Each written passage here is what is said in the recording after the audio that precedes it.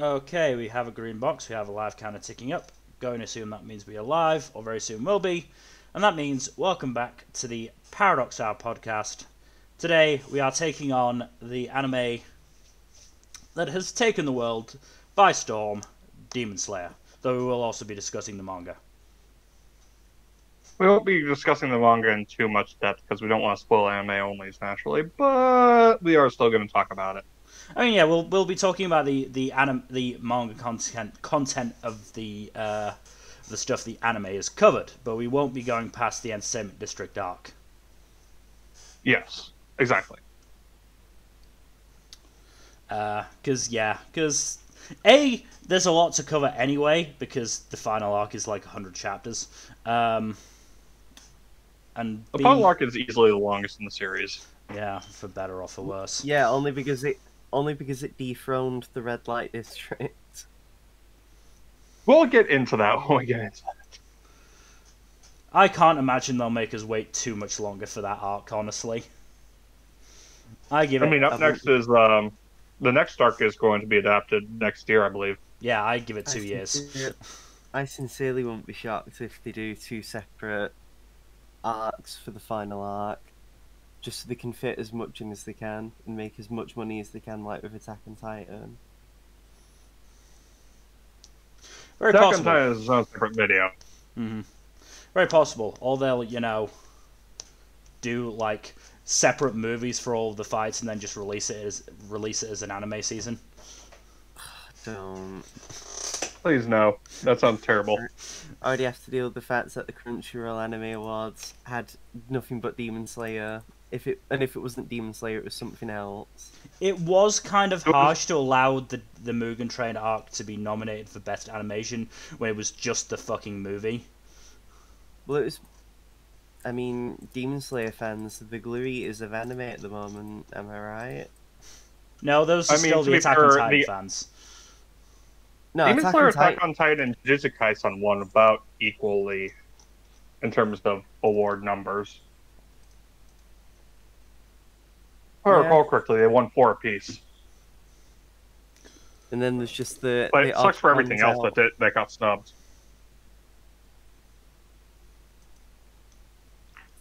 I don't know. I was just going to make a joke that it's a shame that it had to beat out that amazing series that had so much potential. Samurai 8, you know? God. My God. It got unfairly treated, and now Demon Slayer has been allowed to thrive and make so much money. It did get unfairly treated in that it should have been put out of its misery a lot earlier than it was. I'm gonna be real. Like, as much as I have quibbles with Demon Slayer, like, Samurai 8 is so much worse. Meanwhile, High School Family has taken its throne for the series that should have been axed a long, long, long time ago. You are never going to talk about that. No, I'm not. When Phantom Seer outsold it by at least 4 times, I'm not going to stop talking about it. But Mel, it's fine. Let's just wait for... I had lost the name of the series I was going to say then. It was another... Oh, I was going to say Build King 2. Let's wait for that first. Oh, God. At least Build King fucking died. My fucking High School Family refuses to do that. Do you know it's not made it to the record time. It's not made it to the 3rd week in the Shoseki rankings ever. High School Family has never made it to the 3rd week. It always falls out of the rankings by then. All it had to compete with in terms of Shonen Jump manga this month was My Hero, Witch Watch, and Neru, and it still didn't make it to week 3. But this is a different discussion. That's what that means. Nah, I'm just kidding. Let's get into Demon Slayer proper because there's a lot to discuss. I mean, there's 100 manga chapters to discuss. Roughly. Yeah, this is about half the manga. Yeah. Shit. Imagine being a weekly reader and having to wait almost 2 years for this to end. Imagine being a fucking... It's 4 years. Imagine being a fucking volume reader, thinking, "Oh, the fight with Gyutaro and Daki is over." Nope, we then get 2 chapters of their fucking backstory. I'm so glad I was a monthly reader that bought it once that arc was already over, because I could just be like, oh wait, I'm sure the next arc will finally be the one where this ends, with my copium at the ready. That fucking No, it fight wasn't. took 3 volumes to end.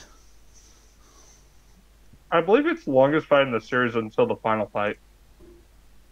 And that almost final certainly fight is super long. I think that final fight would be what, like 4 volumes worth? They somehow dethroned No, it's the worst like fight. literally one chapter longer. They somehow Literally dethroned the one worst chapter longer. God.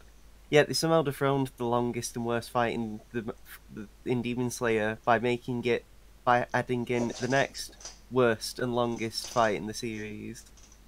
Let's not get ahead of ourselves, shall we? I just want to say I have stated this, in our anime streams when we have been talking about Demon Slayer and saying much the same things about the Entertainment District arc. I should point out the Tanjiro Nezuko versus Daki started in chapter 76.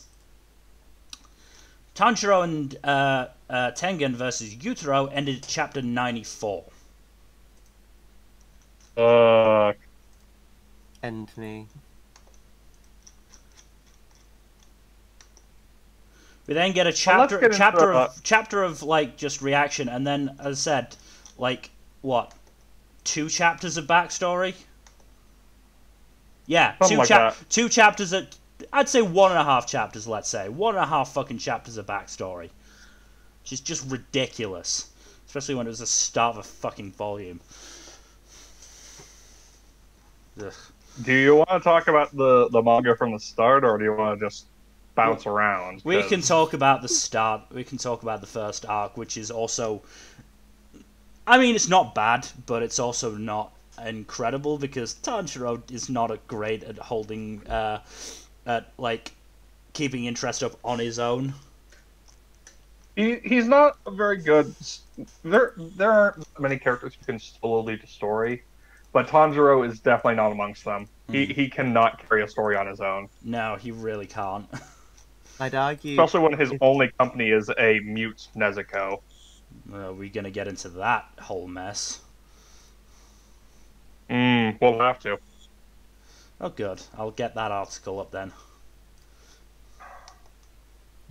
Oh, that one! Yes. I really wish Nezuko was better handled. The series would have been so much better if she had more agency. You could replace Nezuko with any character. It'd be great if Zenitsu was handled better, or if Inosuke was handled better. Yeah, see, Inosuke's the one I have the fewest issues. Look, eventually we will get to do a proper Demon Slayer post-mortem, and there are going to be some things said that people are not going to like. The amount... It's going to get to a point where the amount of takes becomes so hot there's not enough to kindle, so it just becomes cold. Mm-hmm. But, the point is that you could replace Nezuko with, an animated scarecrow and still have the same impact on the story.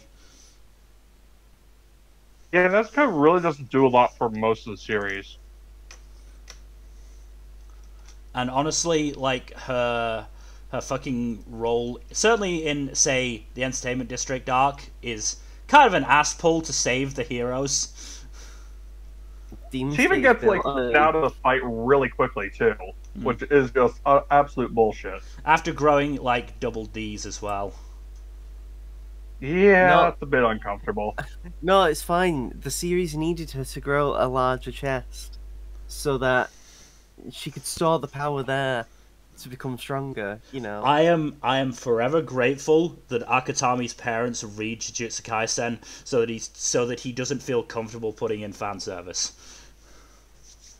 That is hilarious as his reasoning. It is hilarious, but I'm so grateful that they are doing that. I mean, it's really interesting hearing creators and, finding out why they don't do something. It's been really fascinating as an Elden Ring player, understanding why a particular boss couldn't have feet exposed. Oh, God. It was told that the Western fan base would make fun of him too much if he let this particular boss have the feet exposed. Oh, Jesus. I don't think my we'd God. be making fun of it so much as there would be... No, there are people making fun of it. Yeah. Bro, you have no idea. You've seen people meme on Quentin Tarantino's foot fetish, haven't you? Yeah. That's what I'm talking about. I mean, the sad thing is, That is would be that bad. whoever told him thought that would actually stop people from just drawing the boss with feet and then focusing on them. Yeah, he almost made it happen in a way by like really trying to avoid it. Now people see it as a challenge. I bet. Well, It's the switch end effect in action. But yes, the Elden Ring is a discussion for a later date because we will probably discuss it at some point. yes. Tell me We'll have to when. play it first. I mean, yeah, It's fine, like I'm not gonna play It's it fine. because Just give me the podium and I'll talk about it for 2 hours on my own. it's fine. I can take part. I'm gonna live vicariously through streamers. Yeah, we're not talking about Elden Ring on the stream. No. But yeah, biggest issue with the early part of the story is Tanjiro does not really carry the story well on his own. No, he doesn't. And he, And Nezuko is, does not. he is on his own for how many chapters? Like 15, 20 chapters, I think. So It's like 10 chapters before he encounters Tamayo and what's yeah, his face? Yushiro. I think it's Yushiro, that's it. Yeah. Not gonna Yeah, lie. once he encounters them, things spice up a little bit. Yeah. Honestly, not gonna lie, I really preferred that Tanjiro didn't have Zenitsu and Inosuke because it was nice Look, actually me having too. like. All I was gonna say is it's nice having a change of pace and like, I mean, it's not like they get used very well anyway when they're on screen, so They why are not let sort them of have a they rest? are sort of just Tanjiro's minions as much as Inosuke They thinks are. it's the other way around. Like, But that's what it's makes not it even so great, though, in my eyes. See, imagine Inosuke having works longer- really well as comic relief and as a foil to Tanjiro. Mm-hmm. Zenitsu, Why is I Zenitsu actually- so Inosuke's popular? bad. If Zenitsu could okay. just be asleep the whole time, I'd like him as a character a lot better. Exactly. He's asleep for Inosuke's most of the the Entertainment exact District arc, and he's fucking actually good. Yeah, no, Inosuke fucking says it too in the Entertainment District arc. You'd be so much better if you were always asleep. Yep. I mean, they'd both be so much better if they had the backstories explored, but you know. So yeah, Yeah, they haven't done it yet, but I think they're probably going to do it between the Entertainment District arc and the final arc. I think that's when it falls in the manga too, but I don't know. nobody say anything. So I will say I've said it many times, and I said it before the stream as well. But I will say it again. Demon Slayer is a series that is both paced too quickly and too slowly. The overall story is rushed. The actual arcs themselves are too slow. At least past a certain point. I think the Entertainment District arc is where that starts properly. Because I think before that, probably after Mugen Train. Mugen Train is pretty well paced. yeah. And again, I mean, you know, I'll take your word for it because I forgot most of Mugen Train. I started the manga with Mugen Train because I watched the anime as it aired and then just started getting the volumes. I'm so sorry for you. In Imagine picking that arc to jump in. hindsight, Honestly, Mugen Train's not a bad arc. I do wish I had Sure. just like read it online rather than actually buying the volumes because that was kind of a waste. I do not have that high of an opinion of Demon Slayer, especially the bits I had to read. I'm seriously considering once I've got Volume 22 and I finish the series, selling them to someone. You're not going to have a shortage of buyers, that's for sure. Yeah, I know. So it's like I'm not, you know. He The didn't like series it is too much. insanely popular for its quality. I mean, Like, it's I'm not like what. I was gonna say, I think part of, I was gonna say part of why I think I'm I've been fine with buying it is because at least the art Yeah, isn't bad. Like The art's not bad. it's not great either, though. The animation by Ufotable is just fucking god tier, though. Oh yeah, and that's the reason why it's so popular. Ufotable Yeah. can make the worst arc of Fate Stay Night look amazing. So they can do a lot of things. Look, I'm just waiting for them to do an adaptation of either the Fate route or Holoaxia and just sell even more Fate stuff. Dude, Holoaxia needs an anime adaptation, and Ufotable should do it. Yes, please, but this isn't about Fate either. This is about Ufotable? No, I was gonna say we're talking about Demon Slayer, aren't we? Wait, how the Yes. fuck did Tanjiro versus Inosuke take 2 chapters in the manga? I If not don't 3. know. It was 25 to 27. What the fuck happened? You get Don't break have out chapters the of this. volumes, my guy. I don't have those volumes. Break him out, my guy. Get good. The fuck Break happened? into someone's house to break him out. Was there backstory? No, I remember there not being. Okay, Inosuke's so backstory is later. so it started right at the end of 25, when Inosuke was just beating the shit out of Zenitsu as we all wanted him to. Good. Oh, then we got Yeah. fucking Zenitsu's backstory. Right. I actually think Zenitsu's backstory is really interesting, and I can't wait to like see it animated, and then like the subsequent like everything that happens after that. No, we got Zenitsu's backstory, at least the abridged version of it. We just Yeah, don't we get haven't to gotten see the full it thing pay yet, off. though. Yeah. I We haven't gotten mean- its payoff yet.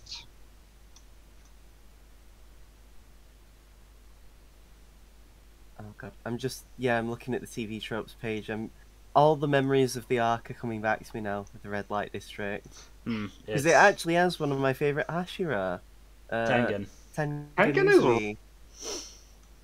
Like, he has the opposite problem I have with Rengoku, whereas Rengoku needed fleshing out and development, and then never got it. Uzui sort of had the right persona and flair to him, where I don't think he needed it. It also helps that the arc was very heavily centered around him, whereas he could have replaced Rengoku with literally any other character, and the arc wouldn't have really lost very much in terms of the story around them. I think the whole part I'd of have him, ra- like being married to 3 Kunoichi is like really like it. Part 1, it was like really comical to see Zenitsu's reaction to that, and then part He's 2, got it like game. kind of made sense with the story and everything. He's got game, of course he can have 3 wives. Yeah, I do appreciate that him being a pretty boy does actually have a minor connection to the actual form of the story, and that it makes his enemy actually hate his guts. yeah. I felt like it fit. But at the pretty same, well. yeah. I mean, yeah. I also think that the whole thing about Rengoku is that he gets so little time to actually be established that they try and bull rush you into liking him, and he's an enjoyable character, sure, but it really doesn't like. It's not done well enough that like you are like distraught when he actually does die. I mean, hey, you know what? I like flashily coloured cardboard cutouts as much as the next guy. That's all I'm gonna say. like of the Delicious. Hashira, the thing with the Hashira is like some of them are a lot better fleshed out than others, and Rengoku probably gets the least fleshing out before he gets his focus arc. I thought you were gonna say And before unfortunately, he literally he- gets fleshed out.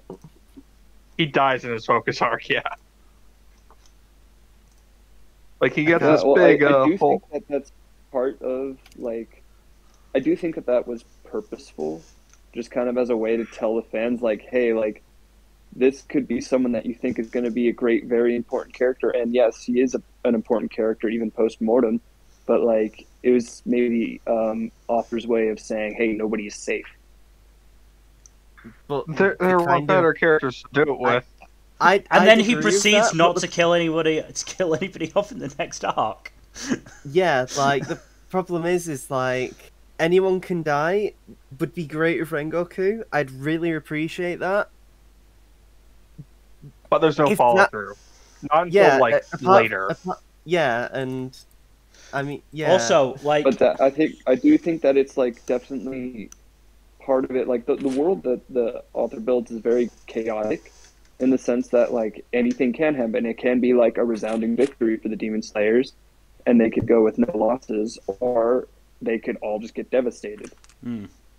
Okay, so curveballs. I will say that as much as in hindsight it was probably a bad decision, I do appreciate the curveball of Muzan just straight up slaughtering the lower moons. I don't. Because I don't appreciate with hindsight. In the moment, it's a way of showing like, oh wow, this guy is a total tool who does not give a fuck about his underlings. Yeah, but we already knew that. He's a smooth criminal. Also, like, I get the Michael Jackson reference. I preferred it because it meant that we didn't have multiple irrelevant characters that probably wouldn't have given us interesting fights. For me, I took it more as, thank God there's less opportunity for arseholes, because that's I think it was a little bit of metagaming, like, I might as well just kill these fools before they become XP grinds for the main characters. Definitely not what I feel like they would have worked better if they had them XP grinds for the main characters, though. Yeah, because you could have used them to give Inosuke and Zenitsu like proper opportunities for growth and give them focus arcs rather than just have it be the Tanjiro train. No, it's fine. We need Tanjiro to have yet more backstories that somehow give him the insight to learn a new technique. How often do we just get flashbacks to his fucking family? Like, I get it. It's a sad thing, but come on, give somebody else a chance. I'm just imagining Tanjiro. His family has more lines as ghosts than they do as living people in flashbacks or in the present. I'm just imagining Tanjiro's face morphing into Vin Diesel as he just says, "You don't turn from family." We must save my family. Oh no! Your family's already dead. No. Like, look, you didn't get the reference, Jack. What? Look, I liked the flashback in the Mugen Train arc because that fit, because that's where he would have wanted to be most with his family. But then to have them flash back again in the fucking Entertainment District arc, was that really necessary? Yes, it was. No. Clearly. I imagine if we asked the author themselves, they would provide a whiteboard exactly giving the minute details into why they chose such a specific moment. Well, until they share that... You mentioning the whiteboard is just making me think of the Pepe Sylvia clip. I'm sorry.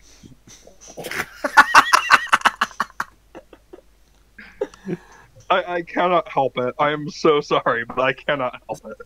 Something artistic intent, am I right?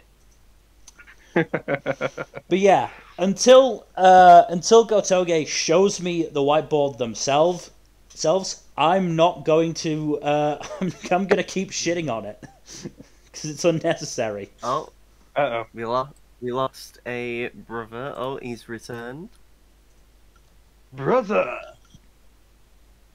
Don't do that, because now you reminded me of Jujutsu Kaisen and reminded me how much better it is as a series. No, Mill, we can't say that, because that's like saying, like apples are better than oranges. Which No. is No. I will say outright, Jujutsu Kaisen is better than Demon Slayer in every single way. Yeah, I mean, that's... I have a hard time as someone who loves both of those series, you're probably right. I mean, what's it called? Like, I think what Demon Slayer has going for it, it's a much more simpler tale. Like, it's not trying to sort of spin this, like, epic where very heavy themes are introduced. Hi, One Piece. Yeah, I Yeah, do but think that Demon Slayer is kind of the opposite of One Piece, whereas it's kind of like more of just like an anecdote kind of I won't spoil it, but it is just an anecdote of like the major events of the kind of like the demon war basically.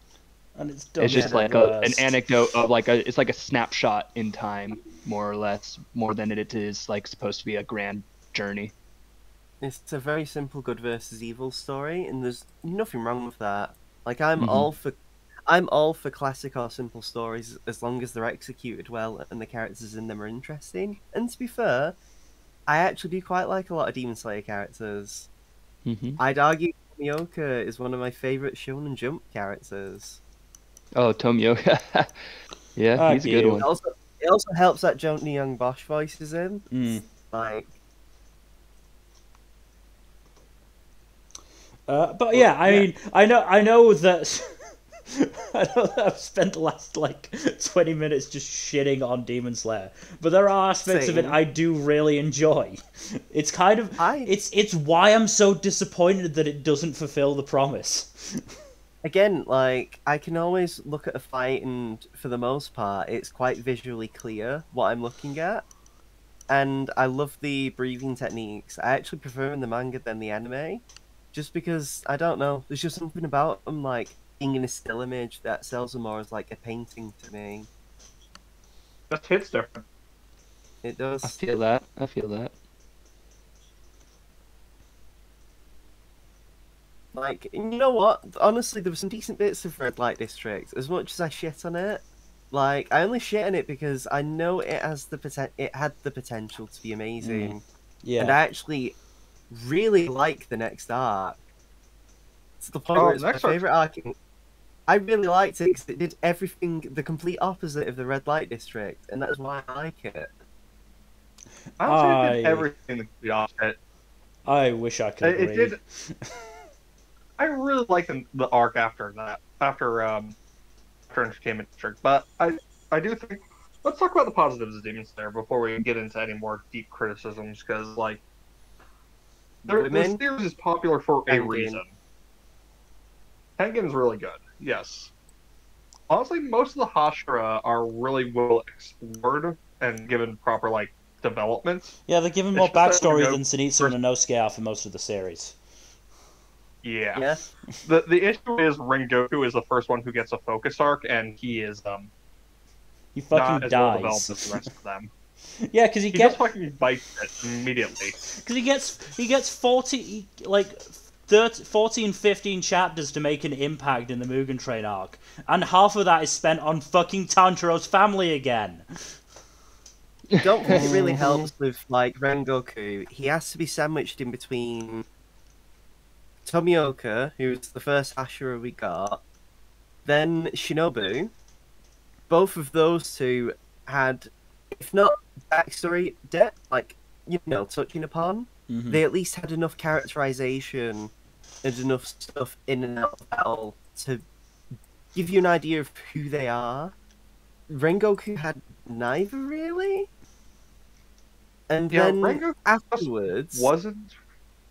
Mm. then afterwards, the kind of, for me, it feels like at least what I'm supposed to be sold on, according to fans, telling me I'm wrong for disliking Rengoku. I feel like the people's projection of what they have for Rengoku is what I actually see on Tengen. Mm. Like, I think he gets the characterization in and out of battle that Rengoku needed. Mm. That's just me, though. Like, I feel like he's very much a course correction. It would not surprise me, especially given the later Hashira focus. Yeah. So what I'm very disappointed about with Rengoku is the fact that there's been at least 2 side stories with him that have been published since the end of the series that would have worked so well in the anime to actually, give him characterization, and the anime didn't use them. I mean, it did use. Wait, was the episode with Rengoku before the movie got seriesized? Was that episode an anime original, or was it That was adapting anime. That was anime one of original. them? So God damn so it. the chapters I'm talking about is what is it? It's the first I think it's the first first mission for Rengoku overall. And then I think his first mission as a Hashira, if I recall correctly. Huh.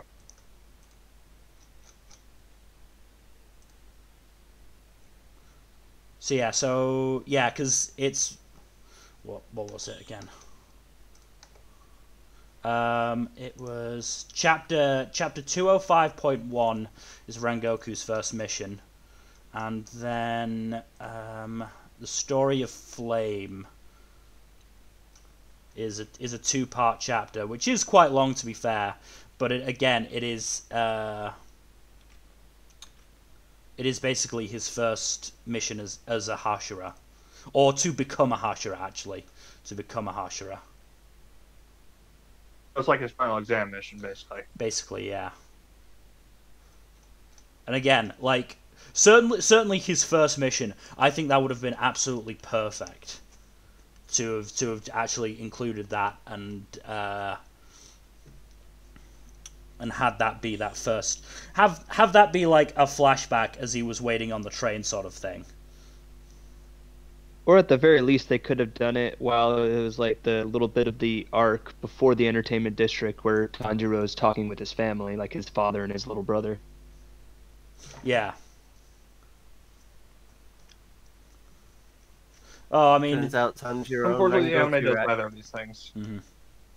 Turns out Tanjiro and Rengoku are actually old childhood friends that forgot about each other. oh god. Shocker. Stop it with the Jujutsu Kaisen. Goddamn. And Rengoku actually taught Tanjiro a sword technique that he never realized was a sword technique until now. But it's the exact God. same technique that he needs to win the fight. Because that is Demon Slayer to a T. And then they also won middle school baseball nationals as well. Oh shit, I don't remember that. Though Tanjiro I don't denies remember this. that chapter. Man, you're Are we just taking all ever your... going to do a Jujutsu Kaisen stream? We've already done a Jujutsu Kaisen stream. You already did. We already did up to the end of the first season.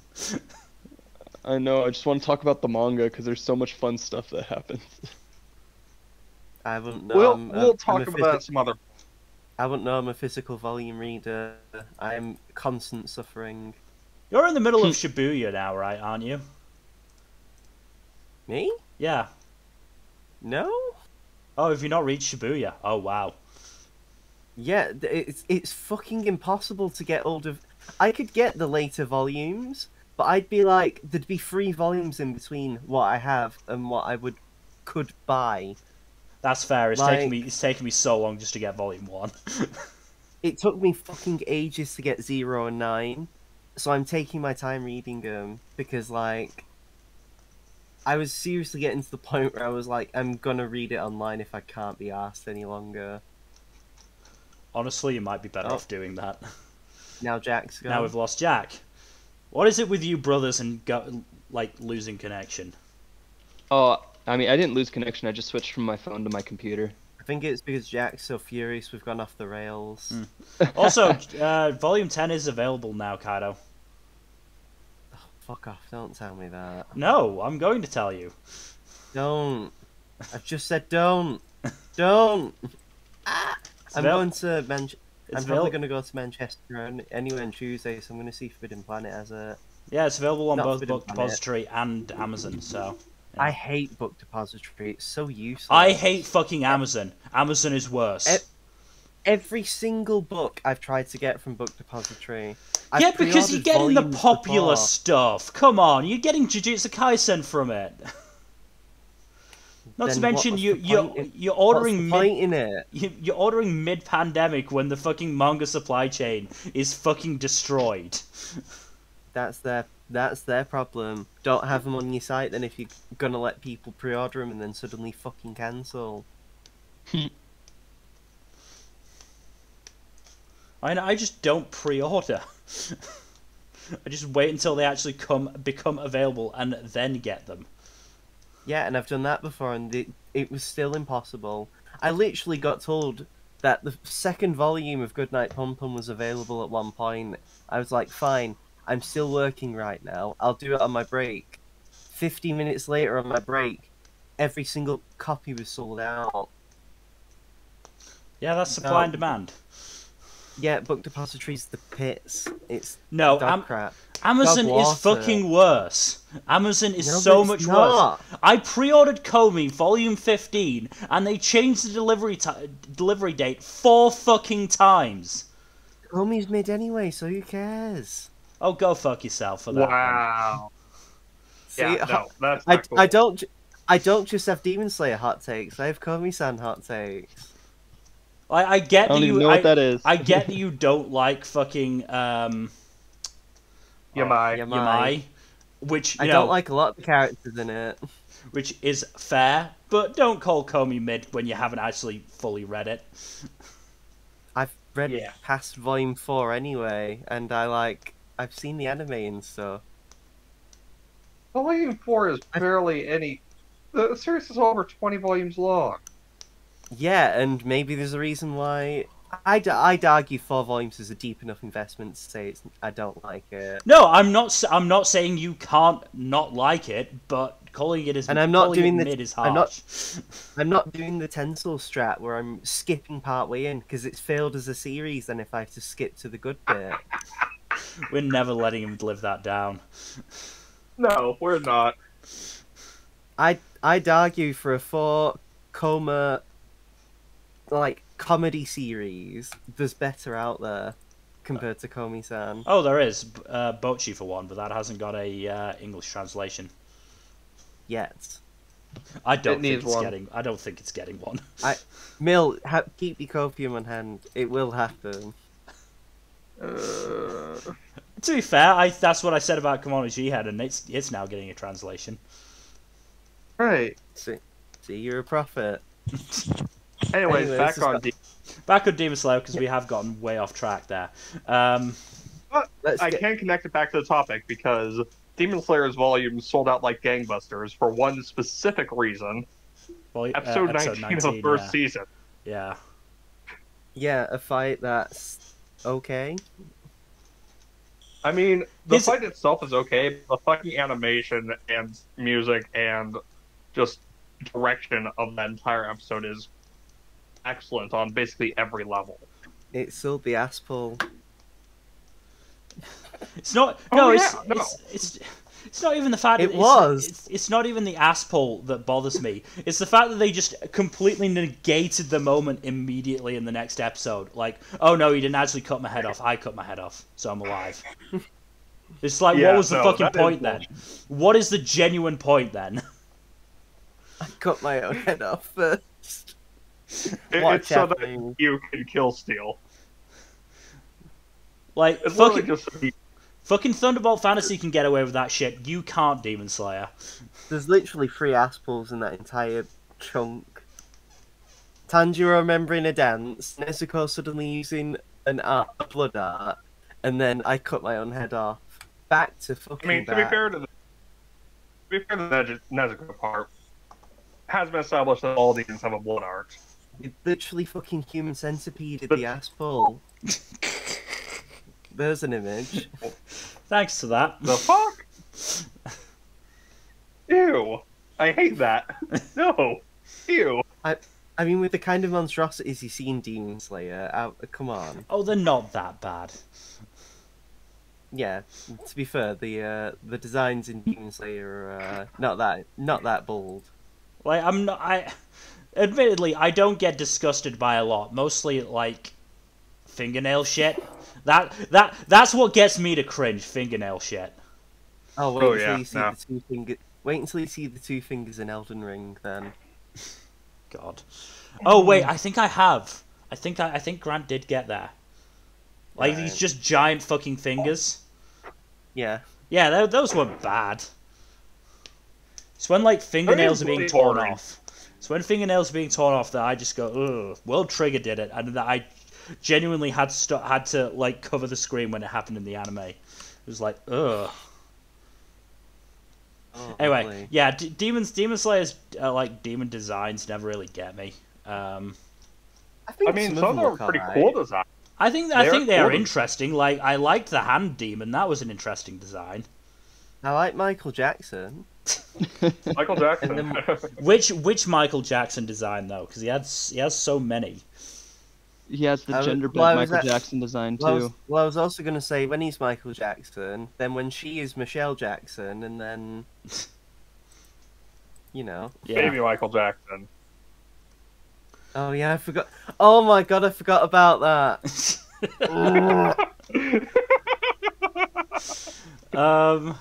What else? I do. To be fair, in terms of designs, I do like the. I did like the bait and switch of the boss on the Spider Mountain actually being Rui rather than Father. That was pretty neat. Yeah, that was. Also, the fight against Father has one of my favorite moments of Demon Slayer, which is just Tanjiro getting yeeted and Inosuke just yelling, like completely seriously and with all of his hearts, Kentaro! I mean, oh god. It's hard hearing father being said because my mind just goes to Codename Kids Next Door. It could have been worse. He could have been called Daddy. Oh God. Oh no. Oh no, that would make it really difficult, especially with the abuse scene. Actually, Oh, that yeah. would have been. I actually think that would have been better. It would have made it genuinely creepy. Like I don't know. Rui's whole fake family bullshit is just very unsettling. I mean, Yeah, Rui yeah, is I mean, a good villain. It's just the fact that his ending just gets ass pulled. Yeah, again, so Gyu can kill Steel. Like I liked Tommy- that. I thought it was like really cool, the fact that he just managed to curb stomp him. But like you'd already sort of established him by having him just murk Father.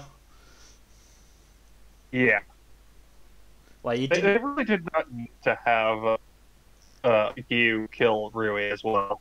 Yeah. Wasn't really necessary. No, Tomioka needed to whip his dick out and just show it off. There's nothing wrong with that. He had to show off. Considering he got fucking talked down to by Shinobu in that same arc, he deserves the W. Shinobu's whole relationship with Gyu is just telling him that he's not popular. Just shitting on him.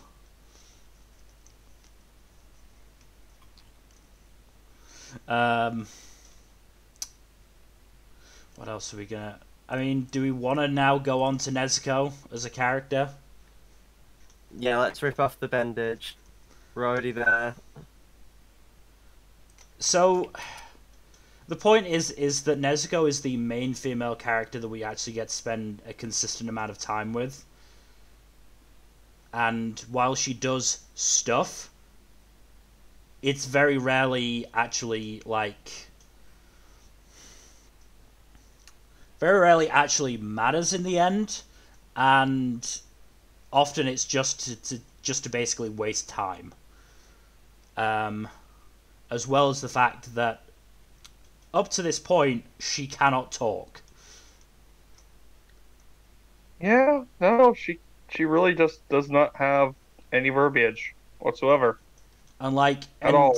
and the article that I said I was bringing up and we mentioned a little bit earlier, is from Anifem, and you know goes into the fact that it is bad that you know Nezuko and Tanjiro go through the same traumatic event, if not more traumatic for Nezuko, given the fact that she literally like basically or effectively dies in that attack. And yet the one who is able to verbalize and like actually start to try and move past that trauma is Tanjiro. Nezuko never actually gets anything to do with that. Tanjiro was even there when the attack happened. Yeah. As I said, like, yes, I'm sure it was a traumatic event for him, but surely it was more traumatic for Nezuko, and that's never brought up. I mean, to be fair, she's also, like, had a mind fucks with being made to believe that everyone is a family. Mm-hmm. And, like, she's kind of... I forget, does she gain her immunity at the end of the arc? No, No. Right, ignore me that's then. a later arc. All she gets is a big boobs. Yeah, That's, she gets her upgrade transformation thing. to be fair, I actually quite liked the upgrading as a concept. I liked the idea that she was, like, suddenly just becoming an adult and she was fucking, like, terrifyingly powerful. And, you know, it was nice knowing that, like, reminding the audience, yes, she is a demon. And, you know, there is a limit to what Urokidaki's mental illusions can do to her. Yeah. Mm. Just wish there was more of it. Yeah? Because again, she basically all she is there for is to stall so that Tengen can arrive. That's her only real role in that fight. Beyond, you know, the asshole at the end where Right. she saves everyone. Yeah, she's there to job until the real rivalry happens. I mean, if we want to talk about you know, female characters, Daki is a bad example of one as well. No, it's Thing fine. with Daki is that All the women in Demon Slayer portrayed respectfully, competently, with no flaws and problems whatsoever with the writing. Don't know what you're talking about, Mel. You're being sexist. To be fair- Sounds like you're being sexist there. As I load the gun. to be completely fair,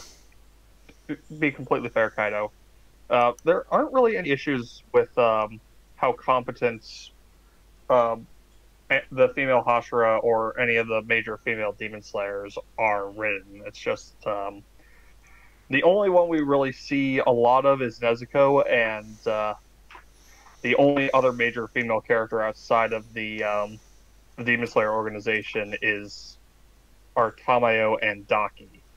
Tamayo is pretty well written. Daki, Daki gets her ass kicked Yeah. for most of her fight and has to rely on her brother. She a basically, bitch. yeah. It's Well, it's she is it's the also very rare bitchy, yeah. it's the rare villainous damsel in distress. Who would have Yeah. guessed that was possible? I wouldn't have. They're actually damsel in distress, the fucking villain. See? Koyohara is, like, breaking trends. Like, The damsel in distress is a bad trope. not It's a when very you... bad. Tropes are tools. Some tropes are worse than others, my friend. Yes, but No, it's- here's the thing: damsel in distress nothing- is just outdated now because it there's just nothing- paints a female character as somebody to only be saved. That's my All I'm issue gonna with it. I understand No, that it's tropes are tropes are tools and they can be used well and they can be used badly. But most of the time, people use damsel in distress. It's done badly because they're just shelving a female character and shoving was her gonna into a make- pigeonhole. Oh I was well, gonna the way that I saw it, at least, it wasn't so much the trope of the damsel in distress. It was she was a needy bitch and toxic, and that was part of the reason that they were demons in the first place. I don't remember Honestly, because I read the backstory and then forgot it instantly because I didn't care. Honestly, her circumstances are pretty awful. Like, before she became a demon. So it's really not fair to pin that on her. Wasn't No, the it's wasn't the a- point that they at were all. supposed to be like mirrors of Tanjiro and Nezuko? Kinda. Yeah. You couldn't tell because the fight was that draining and, like, I, you know, like, it's really hard when so much of the fight is just them being sort of, you know, generic villains. they are really. I genuinely do think they're the worst villains in the whole series. Fair enough. One of the other upper moons I do have a much worse issue with, and that said character is a lot less defined, but he is a whole other bag of worms, and he isn't. He's only relevant to the next arc. Oh yeah, those guys. Yeah, well, we'll discuss them later. We'll discuss them when we discuss later events of the series, but in another video. But I am referring to 5, not 4. 4 is different than 5. You say that like I remember them anyway. Fair enough. So which one was the one you had problem with? 5, Pottery Boy. 5. Oh, okay, 5. 5. 5? 5. Upper 5? Oh, got promoted. Okay. Upper 5. Okay. Gyoko. I thought Gyoko was alright. See, I like Gyoko because he's actually got one of the more interesting demon designs. That's an Again, interesting design. The issue is, like, he has very little character. I'd argue it's... I don't mind that, because at least, like... I'll be honest, I don't look at a lot of villains in Demon Slayer and think, oh my god, this is a fantastic character. Like, this is someone who could be among the greats, like Frieza and Meruem for some reason, because I guess Hunter x Hunter fans haven't read other fiction. oh, Sosuke Aizen in the Soul Society arc, or like, you know... I'm sorry, I can't think of Aizen in Soul Society and not think of the absolute abyss of a character he becomes in later arcs. I fucking love Aizen, honestly. He was a villain. He is He is a present good villain. tense. Yeah, come on now. Yeah, He like I'm kind of being became needlessly harsh. a bit of an anti-hero towards the end, but he was still just like, I don't give a fuck about any of you. If I had the opportunity, you'd all be dead, kind of thing. He's just a dick. Yeah. I take issue with the shot at Hunter x Hunter, by the way. I'm sorry you've only read like 5 series, Mil. I'll have to recommend you some stuff. I have more than 5 I like series in my Hunter x fucking Hunter. bookcase, dude. Have you ever heard of JoJo's Bizarre Adventure, Mil? Yeah, and it's mid. See, if you can say that, then call me Sans mid. No, because I've read all of JoJo's up to part 4, to the end of part 4. It is mid. Can we just get back to talking about actual Demon Slayer?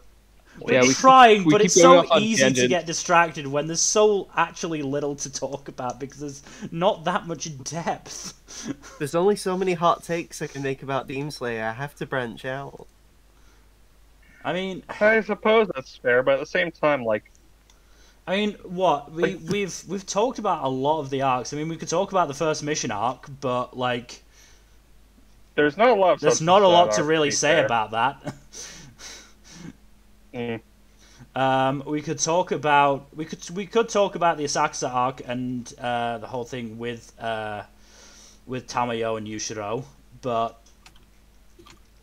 I mean, it was Honestly, I really like Tamayo and Yushiro.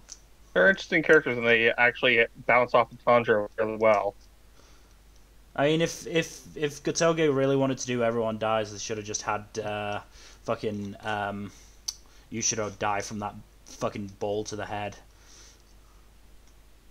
That would have been a hell of But a demons start to can the only be fight. killed by the sun or by swords. That's the rules. Yeah. Would it not have been amusing if Tanjiro just like finished the head and just like, he shit talked my little sister. Nobody lives and does that. The That only makes shit talks Tanjiro too unlikable. The only one who shit talks my little sister is me, says Tanjiro. That would have been funny. It would have been funny, but it would have felt out of character, honestly. In a Make, it could have worked.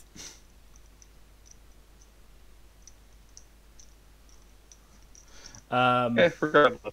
Yeah. I mean, the two demons that attacked Tamari Demon and Arrow Demon were quite interesting, to be fair. They had interesting power sets. I mean, I will give Demon Slayer this. I'll give Demon Slayer this. Most of the villains' power sets are quite interesting. That's another thing, though, about fucking Daki and Gyutaro. They don't have interesting power sets. They do the same 3 moves. Yeah. Hey. It all comes back to that, doesn't it? Just like Bruce Lee says, it's not about practicing 1,000 kicks once. It's about practicing one kick 1,000 times. That's important in real life, not in an entertainment show, okay? I beg to differ when Kamehameha is used as frequently as it is. Yeah, and Dragon Ball past fucking the OG arc is mid. No. We're just going through this whole thing, shitting on so many different series, aren't we? Yeah, You're capping you guys right are now, all... Lil. Cap.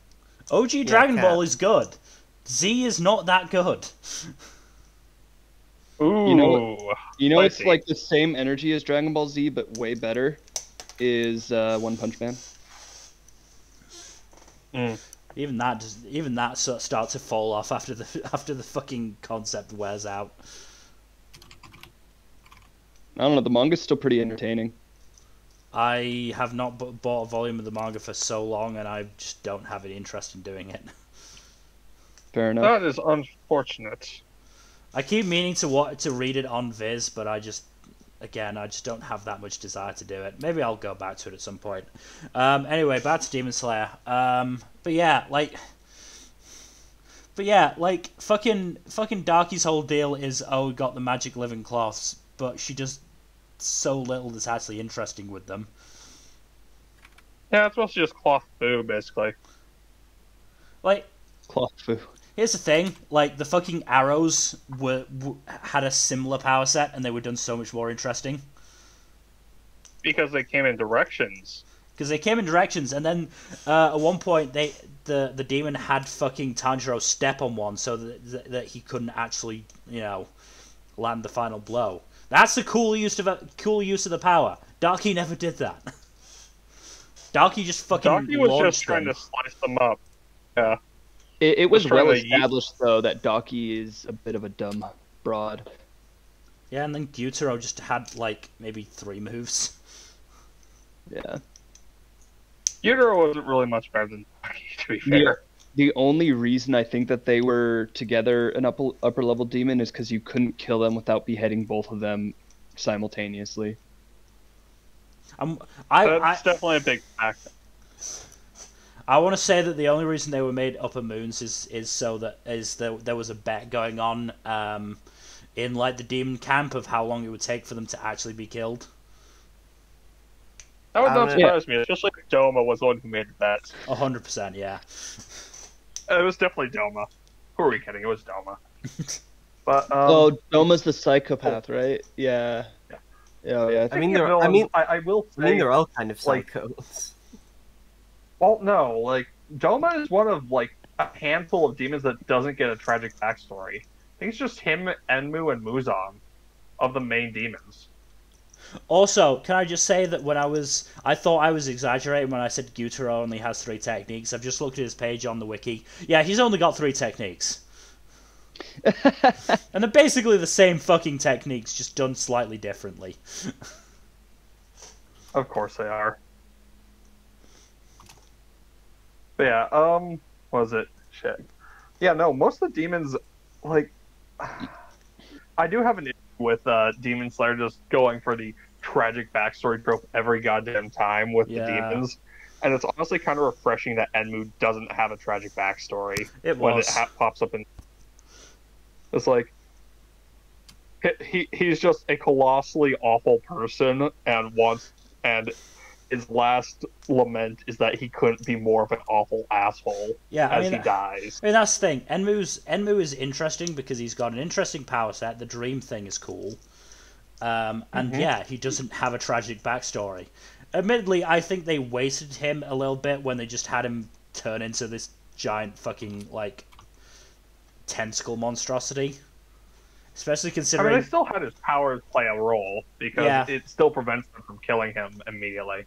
I did like that Inosuke had the hard counter just because fucking Enmu couldn't tell where he was looking. Yeah, that was great. Man's literally weaponizing being cross-eyed. Honestly, I do appreciate that it's a team kill effort, with Inosuke and Tanjiro just joint killing him. Yeah. No, Zenitsu needed the kill. He's the better character between the 3, am I right? That is a genuine joke. I don't believe that. And yet, Nice so many other Great people do. 8. I rate it 8 out of 8. I actually like Zenitsu. Not as much as his fans, but I actually like him. I think he does get I better will as say- the series goes, but his introduction That's is kind of the like point. It's kind of the point. yeah, but his introduction is like one of the worst ever. I in I terms of watched that. I watched the anime with my brother last year, and I actually really enjoyed him in the anime. I think just because I could enjoy hearing his voice, and it made some of the scenes actually quite funny to me. You're literally the only person I've ever heard say that Just- Zenitsu's voice is just- funny. Just because of how much of a chicken shit he is, like it really sold the scene. I guess. I will say, like, Zenitsu getting that disgusted reaction from Tanjiro when the worst he had been before was indignant at his sister being insulted was pretty funny. Yeah, Tanjiro reacting to Zenitsu was the funniest thing about that scene, by far. hmm Is that the face that he makes that everybody photoshops a phone on? yes. Yeah. I love that. Yeah, that was hilarious. That one frame has gotten me many good reaction memes. Yeah. But yeah, Hiro Shimono does a good job of voicing Zenitsu at least. Even if yeah, not a fan of his screaming, I guess. I really don't like screaming. Oh my god, it's so annoying. Oh God, that's right. They did do that. Okay, I can't talk about that because it's like end game stuff. But they did do that with Zenitsu. They did a lot with Probably. Zenitsu. Also, I can't talk about it because Yeah. I don't think you've gone to it yet, Kaido. I finished Demon Slayer. Have I know you? the ending. All right. It's just I haven't read volume Alright. 22, but I know what happens roughly in that volume. Also, So the we're, last we're volume gonna is we're gonna talk about manga, huh? yeah. Yes? I mean, No, we're no, not. we're not. Oh. But the last volume is 23, my dude. Yeah, I have volume 23 Okay. You got 23, but not 22. because 22 wasn't available, so I was like, fuck it. I literally only need 22. Might as well get 23 while I'm here before it sells out. In fairness, I think you could probably just skip 22. I'm not sure if like much of consequence happened. Oh wow, that is harsh. I can't honestly- remember, but Honestly, I actually really like 21. It's probably... The contents of 21 are probably the only stuff I liked from the final arc, so... Oh, is that upper one? Yeah. The best fight in the series. We can talk about those in another video because the final arc fights are something else. But yeah, what else is there? Oh, we've How do only I been say going for an this? hour, my dude. We might have to start talking about manga content. I genuinely thought we would have more to say. yeah, this is actually I- kind of disappointing. Ironically enough, it's one of the longest arcs, but there's so little to talk about. Like, because it's really hard Let's to talk talk about about it the- because so little of substance actually happens in the arc. Like, Yeah, because are that's we the really thing. gonna? Because Are what we really takes gonna go on about? Are we really gonna go on about like fucking every little bit of dialogue that happens with Tanjiro looking for information until the stuff actually just fucking looks for him anyway? Yeah, I mean the thing. I was actually just going to talk about the animation quality of the overall series. I mean, yeah, we can talk about that, but I mean, the point is that what takes the time in Demon Slayer is the fights, Yes. and again, that's very much apart from, say, I know people are gonna be annoyed about me bringing it up, but apart from Jujutsu Kaisen, that actually sets up its fights well with a lot of like stuff, and then gets into the fights, which only take 3-4 chapters. Meanwhile, Demon Slayer just is. I just don't understand why, because the early arcs, because certainly in the first season arcs up until until the rehabilitation arc, they do that. The fights are only, I think about an average of 3 to 4 chapters. Mugen Honestly, Train arc, the fights aren't actually that long. I feel like some part of me makes me early on. I was gonna say some part of me makes me feel like parts of Demon Slayer were trying to emulate older shonen series, in the sense where arcs were supposed to last long enough to be like typical children's childhoods. And I feel like the final arc and the Red Light District arc are kind of emblematic of that. Maybe that's just me. But yeah, up until the Red Light District arc, I'd argue there aren't really proper arcs in the series. Like, for me at least, a lot of them feel too short. I don't know. Maybe it's because I've grown up on old. Maybe it's because I've grown up and like experienced a lot of older shonen, where like an arc to me lasts a long while. Like, I don't look at the spider stuff and feel like that's an arc because it feels way too short to me. But that again, you're thinking of the sagas from like Dragon Ball and stuff, where they're like full on sagas worth of material. Not even just that, but like. So like, you feel like I don't know. So the first, let's see, 1, 2, 3, 4 arcs take up until chapter 27, which is an average of 7 chapters an arc if you average them out. Yeah, about 7 chapters. Especially, yeah, let's say 7 chapters because obviously the first one is double length. Then we've got the Natagumo Mountain Arc, which is 16 chapters. Rehabilitation is 8 chapters. Mugen Train is 15. And then Entertainment District is 29. Which is a huge jump in terms of length compared to the previous ones. And then Swordsmith is 27. And Final Battle is... Oh, I'm going to have to actually use a calculator for that one. I can't do that one in my head. Minus... 68 chapters. So close to perfect niceness. Yeah. So close. Mm-hmm. So yeah, like, the arcs definitely get longer as they go, which I am curious just to know, what the reasoning for that is. Like, is that just the evolution of Gotoge's like storytelling ability or storytelling preference, or is it something? To be fair, it's a pretty common thing with shonen to have longer arcs as you go on. Like, the 3 longest arcs of One Piece are all post-time skip, for instance. Or you look at, say, Dragon Ball versus Dragon Ball Z. The arcs in Dragon Ball Z are a lot longer than the arcs in Dragon Ball.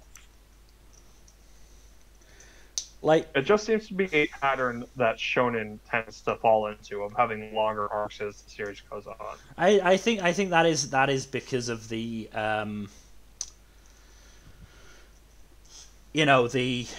the high possibility of being axed in Shonen Jump.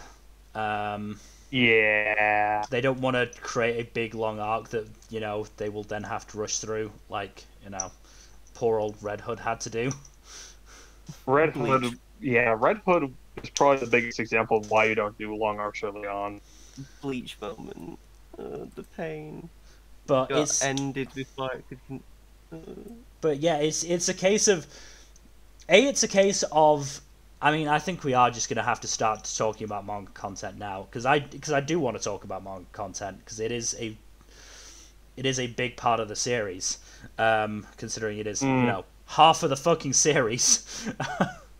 The manga content hasn't already been covered. I've already slapped the spoiler warning on. I will add to the spoiler warning bit. Damn. You just... I can't believe we've done this. I can't believe we're doing this, I guess. There, Can't believe manga you've done this. Manga spoiler warning. So yeah, so if anyone is anime only, I implore you to stop watching now, because we are going to start going into details. We do apologize for that, but you know, yeah, I don't. we are only an hour 10 in, and we have run out of stuff to talk about for the anime only content. No, it's fine. Let's get some sleep in. I need more time for Elden Ring. Am I right? But yeah, like it just feels so strange to me that like how quickly the series does jump into that final arc. Yeah, no, it's weird. And like as I said, that's my point in how it's paced too quickly, because it jumps from. I mean, if we got the first upper moon in Mugen Train, which was chapter 69. Nice. Like that seems too early for like the end of series, basically dragons to the main villain. I mean, that's why he not only gets like a really quick appearance, but also like there's more than just a few upper moons. So they can afford to like reveal one of them soon. Like, what's it called? I don't know. I'm trying to think of a good example that could translate to another series like that. Like, I mean, hey, you have like what? Like you meet Mahito. They fight Mahito quite early into Jujutsu Kaisen. He's billed as like one of the big bads up to that point, right? Yeah. Well, I was going to use the example of Mihawk from One Piece. Yeah, actually.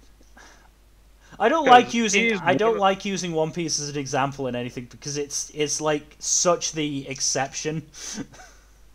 But this is probably the best translation of the metaphor of having a high-level opponent show up to raffle stomp the heroes fairly early on.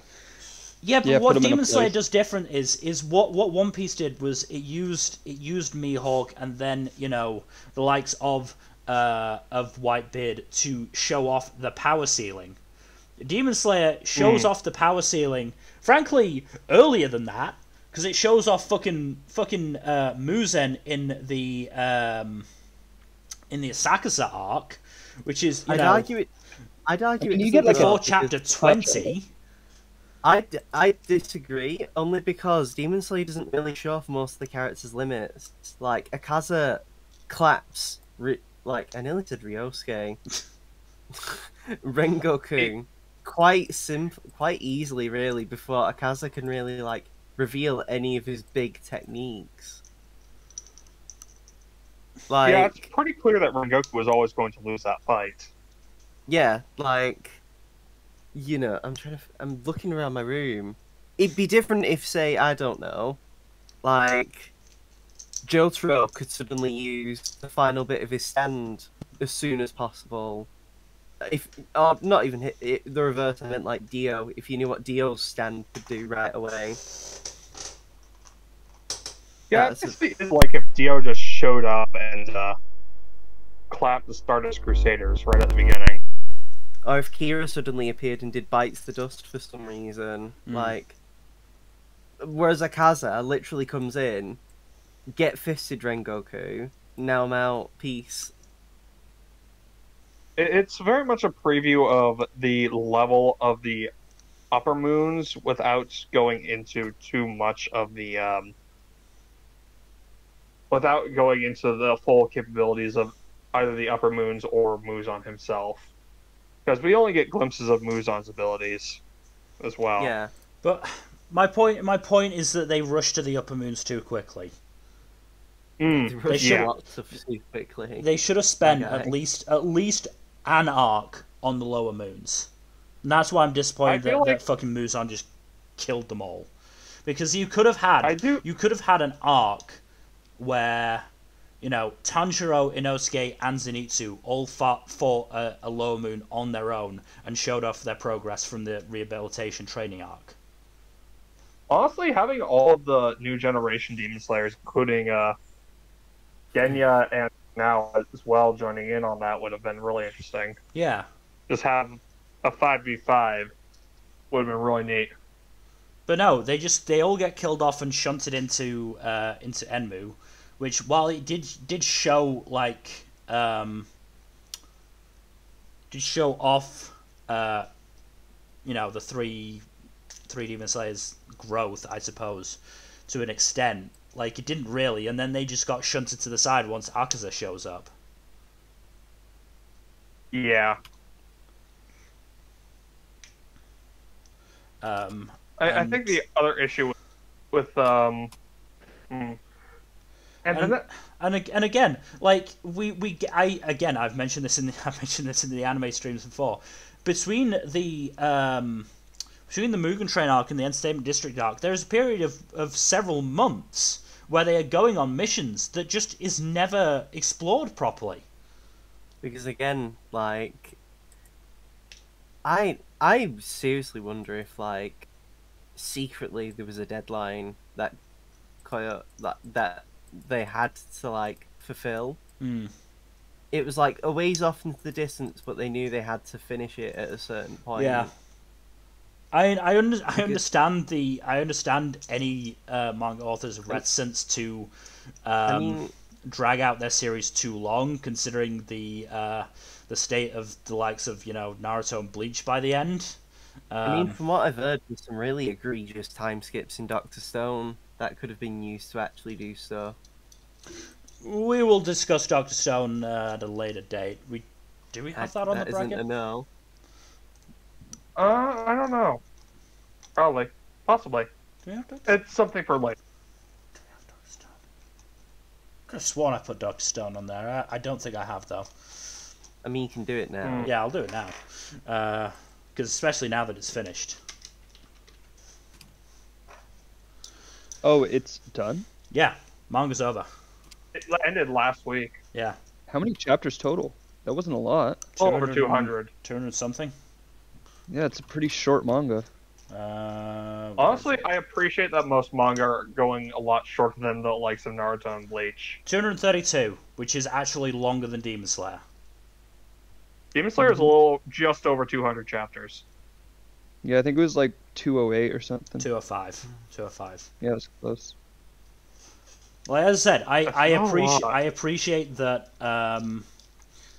the manga authors are reticent to go on too long, and that they don't, and that the health impacts of going too long are so severe.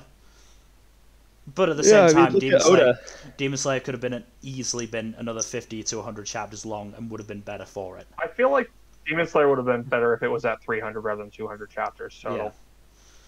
One thing that I do like, can I talk about the ending, or should we avoid that?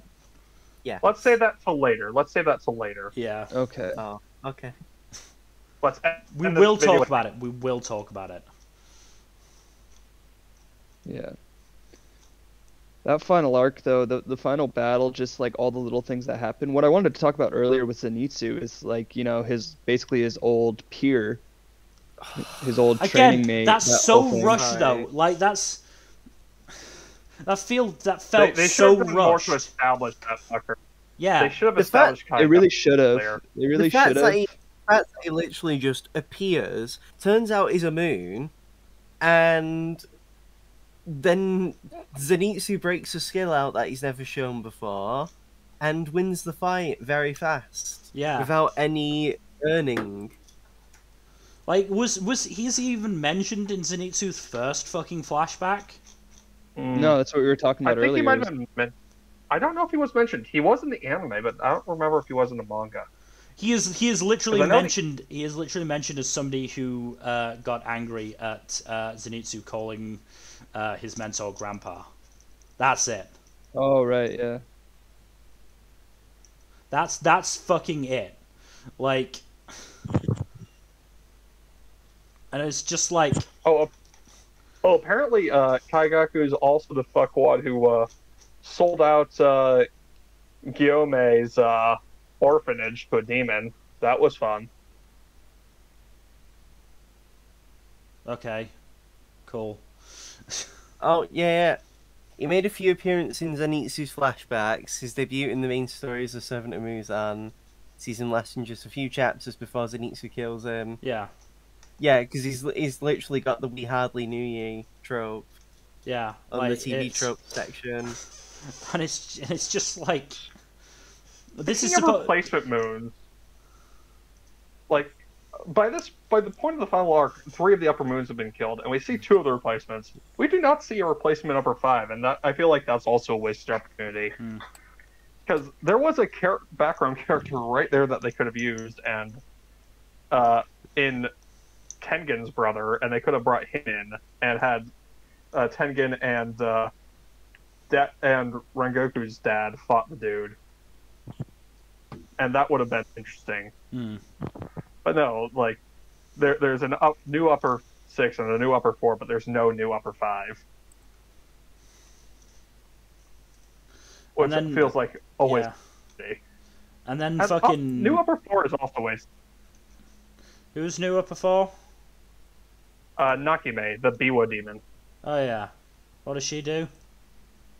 She's Plays the the reason Biwa. why. She controls the Infinity Fortress, Yeah. but she doesn't really do much in terms of like actual like plot relevance. Yeah, She well, has it's 'cause a fight she's not a against combat Snake role. Boy. No, she has a fight against Snake Boy and Love Snake. Hashira. Snake True, Boy. yeah. Look, it's fun to call Also, him Snake Boy, all right? Those two's relationship was kind of interesting. Like, you know, it's so funny because like a lot of the Hashira are kind of fucked in the head. Mm-hmm. It's so funny how Well, they like have- so many badasses they- in anime are actually completely mentally unstable. I mean, to be fair, if you're throwing yourself into a life or death situation and you're losing several friends, probably with every fight, and you're outliving them, you're probably going to be quite fucked in the head. You're probably right Mhm. there. It's hard to keep your sanity in that line of work. There's a reason why Akrua in my campaign is quite irreverent. Look, True, he covered true. one of a handful of ways, and one of those is humor. But Yeah. also, like, getting back to the Hashira as a whole, like, I do feel like Mitsuri and Muichiro do get a really fun bit of focus in the Swordsmith Village arc. My favorite And arc. it's a really good arc, honestly. I like it because it Those feels a two lot. and Genya. It feels snappier and pacing, and I actually think they're a better group for Tanjiro than the actual main group. I disagree on the pacing front. It felt like those fights dragged. I feel like they were snappier, if only just because of the arc before. I feel like that contributed. Just like, okay, those fights dragged. Now this one feels like they're dragging as well. Come on. I think a lot of why I preferred the pacing, why I feel like it's snappier, is that like a lot more characters had a lot more agency, and it just felt like there wasn't. Well, for one thing, there was no ass pulls really, or at least they weren't as noticeable or egregious, and it felt like characters that needed time to shine were given the appropriate amount. And yeah, just I don't know. So I'm trying to remember which one it was. I feel like both of them just kept pulling out ass pulls. Both of the demons just kept pulling out ass pulls to stay alive. Hantenga and Gyoko. That was mostly 4. 5 Yeah, doesn't 4 really pull out any. Five is just goes. 5 was just really hard to kill. Like that was more of his gimmick. Upper 4 was just like, yes, I have a super mode. Deal with it. 5. So 5, basically, what happens is he fights Murichiro, kind of curb stomps him partially because he's hard to kill, partially because his powers are tricky, and then Murichiro awakens the secret demon killing technique that Tanjiro had figured out, or not figured out, but had unlocked, and then he ruffle stomps Gyoko. So it's like one curb stomp, then return curb stomp. It's a reverse Uno card. And yet it apparently takes 11 chapters. Well, the fight itself doesn't last all 11 of those chapters. A good chunk of that is is Muichiro's flashback and cutting back to the upper 4 fight.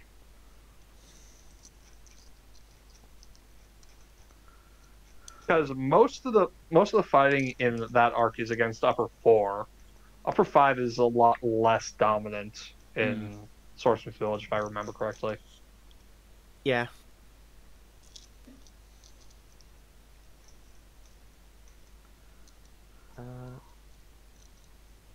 Trying to remember what else. Mitsuri got some fun bits as well. Ah, yes, the She was in thought. the Mitri arc. was fun.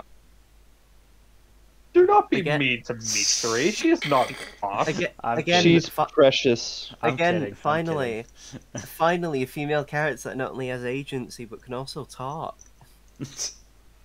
Where was this? Several chapters beforehand. Yeah. The only other ones that really fit that bill are Tamayo and Shinobu. Yep. Because Kanao doesn't really talk. No, I guess Aoi does, but she's not really a combatant. She is sassy, at least. Yes. She does have an actual character. I feel really bad for Kanao. Yeah, I mean that's the issue though. Like so many side characters like backstories are just shoved into that final arc, and not really given the time that they needed or deserved. I do Again- feel like Snackboy does get a good backstory that helps characterize him a lot better. But yeah, other than that, most of the backstories in the final arc are really mid. Again, upper one, like, I think did everything right, if only just because it was like none of the main characters were actually there, and I actually preferred it because of that. Up Honestly- one was a really fun fight. Not gonna lie, if the series was based around the people who were in the upper one fight, I actually think it would have been a much better series. If it was Trying to just a remember bunch of everybody that guys, was involved there. if it was a bunch of that- guys of just different ages being cool, I think that would have been so much better. So upper one was Genya, Saname, Buichiro, Fumijima. and Ome. Yeah. That was a fight with 3 Hashiras, and one of them died, and 2 of them were badly wounded. All against whose power was sword, literally. Yeah, his power is just I wield sword. I wield war sword. I am sword. Mm-hmm. But yeah, And upper the one's a bow- good fight. I'm the bone of my sword. And my bones are swords. And then he becomes a spider. It goes from I am the bone of my sword to so much better, so what? Oh my god.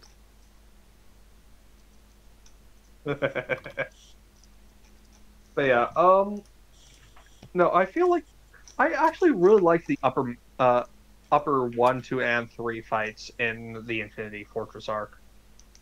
It's the other 2 upper moon fights and the Musen fight I'm less hot on.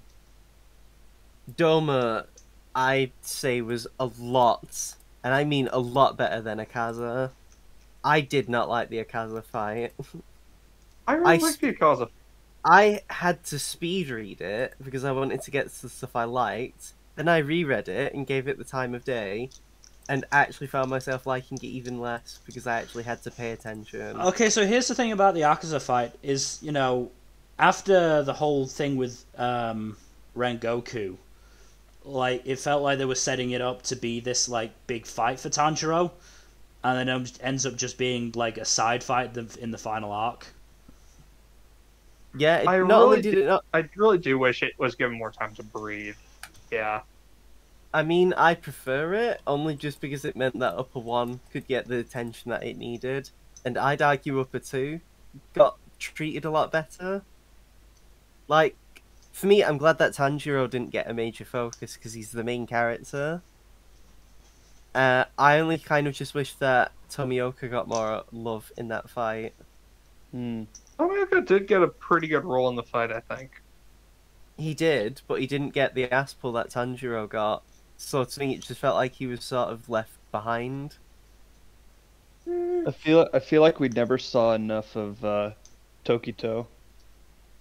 That's like one character that I wish we got to see a lot more of. Oh, you mean Muichiro? Yeah, Muichiro. I feel like he got enough focus. After all, he was in two Upper Moon fights, and one of them Mhm. was him literally soloing his opponents. Yeah, that was awesome. But what I mean is like more of him kind of, I mean, because he is closer to like Tanjiro and Zenitsu and Inosuke's age. So it's like you feel like he would have been like a good part of the group or something. Maybe he did kind of tag along with the party in Swordsmith Village, but he was kind of separate from everyone for most of Hmm. that arc, Yeah. which I feel is a damn shame.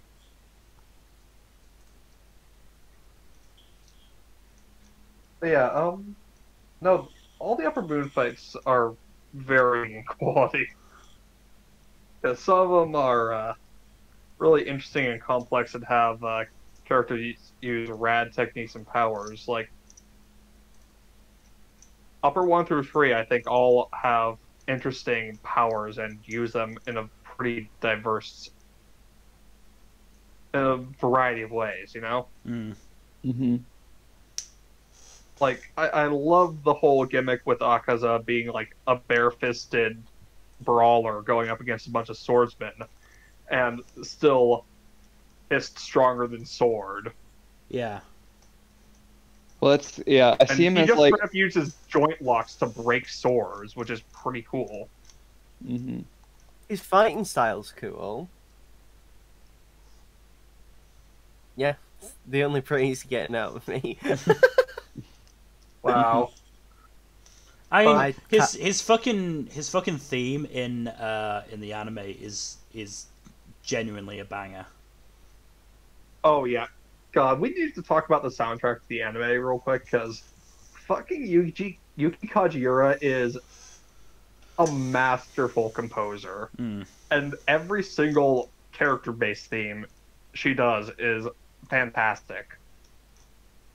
Like Akaza's theme and Tanjiro's theme are both really good themes, and honestly, the whole score for the show is really good.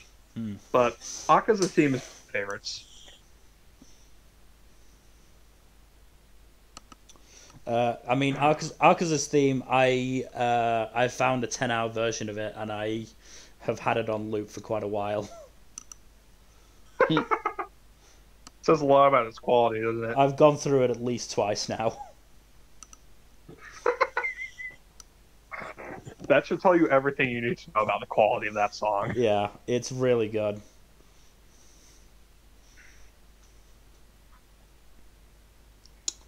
But yeah, But no, I do feel like some of the fights are a lot better than others, and I think part of what makes the Doma fight so interesting is that it's the first fight since Rengoku's fight with Akaza where Hachira dies, which immediately establishes stakes for the other participants in the fight. mm, Hmm. And it's like, oh shit, my mentor died. I have to avenge my mentor. Oh shit, I'm not strong enough on my own. yeah, And then Inosuke just pours on in. Now was amazing. That's part of why I like of that.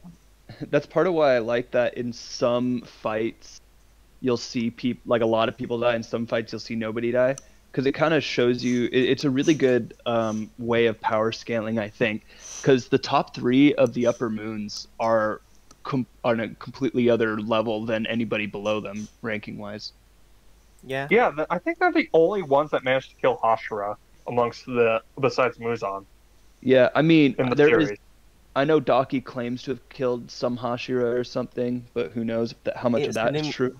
It's an informed That's probably ability. That said, I'm fairly sure it is stated in universe that this is like Delusion? a really strong group of Hashira. Yeah, Oh, like, Yeah, this is I'm pretty yeah, sure this at is- one point that they are the best group of Hashira ever in quite some time. Yeah. yeah, this group of Ashura fucks hard. Mm-hmm. Well, one of them does at least. He's got 3 wives. Yeah. I mean, considering how buff and strong some of them are anyway. I mean, Mitsuru. Mitsuri. But yeah, like Kanao is really interesting, and she just feels wasted. I'd I argue. really wish that we got more of Kanao. I wish that she had joined the group. I don't know, mind same. how. I don't mind how she's treated in this story because she isn't. I like that she's suddenly given relevance. Because if she was billed as like a main character, like Inosuke and Zenitsu would have been furious. Why? True, she is kind of a. I do Why? really wish that all of the graduates of Tanjiro's exam were relevant characters rather than just Zenitsu and Inosuke, because as much as I absolutely love Inosuke, he does not get a lot of growth as a character for most of the manga. Yeah, he's just used as comic relief. Genya kind of becomes a bit more of a main character later on. Yeah, in Swordsmith Village, mostly. Well, and in the final arc, he gets a lot of screen time. Yeah, he goes from tertiary to secondary. Yeah. Mm-hmm. And I thought that was cool. Also, the fact that he is the Win Hashira's brother and everything, and they have their whole backstory together. I thought that part was pretty interesting. Their relationship as brothers and all that. Oh yeah, their relationship is very interesting. Yeah, not in a great way, but like it's interesting, very much so. Mm-hmm. That's sort of like introduced and gone into depth in the Swordsmith Village arc. Mm-hmm. Yeah, It's introduced in Swordsmith Village, and it's gone into more depth in the last two arcs. The Hopper training arc, Infinity Fortress arc. It's like twice as much attention as Inosuke's backstory got. Yeah, again, that's what's frustrating. Inosuke basically became a side character from what was supposed to be his fight. Because Kanao was the one who had them. Kanao and Shinobu had the more relevance in the fight. Like Inosuke was just be the muscle. I mean, Inosuke does kind of have a personal connection, but it's kind of in the background, and yeah, that's the problem, though. That's what I mean. The fight is 5 chapters. It's actually pretty short. Yeah. Compared to the other Upper Moon fights. That's admittedly not including the Shinobu bit, which is an extra 3 chapters. Yeah, but that's 2 separate fights, really. Yeah. But we get 5 chapters for Inosuke's backstory. Yeah, that's really short. And we get about putting together the flashback he has at the mansion, and then his fight against whatever the fuck his name is. Zenitsu gets 4. For 2 characters who are supposed to be like main characters and part of the main group, that is tragic. Also, just how popular they are. Yeah.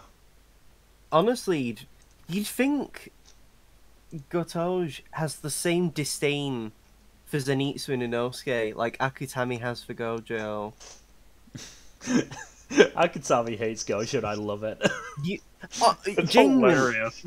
Genuinely, I have to believe that Gotouge hates Zenitsu and Inosuke to justify why they get so fucking little, despite being part of the main trio of Tanjiro, and Zenitsu at least is supposed to be inexplicably popular. Yeah, for the Zenitsu. Japanese.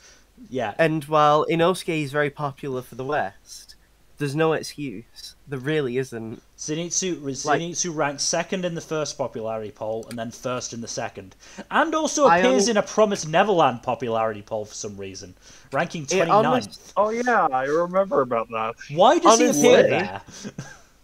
For the same reason that clue. For the same reason people do joke votes.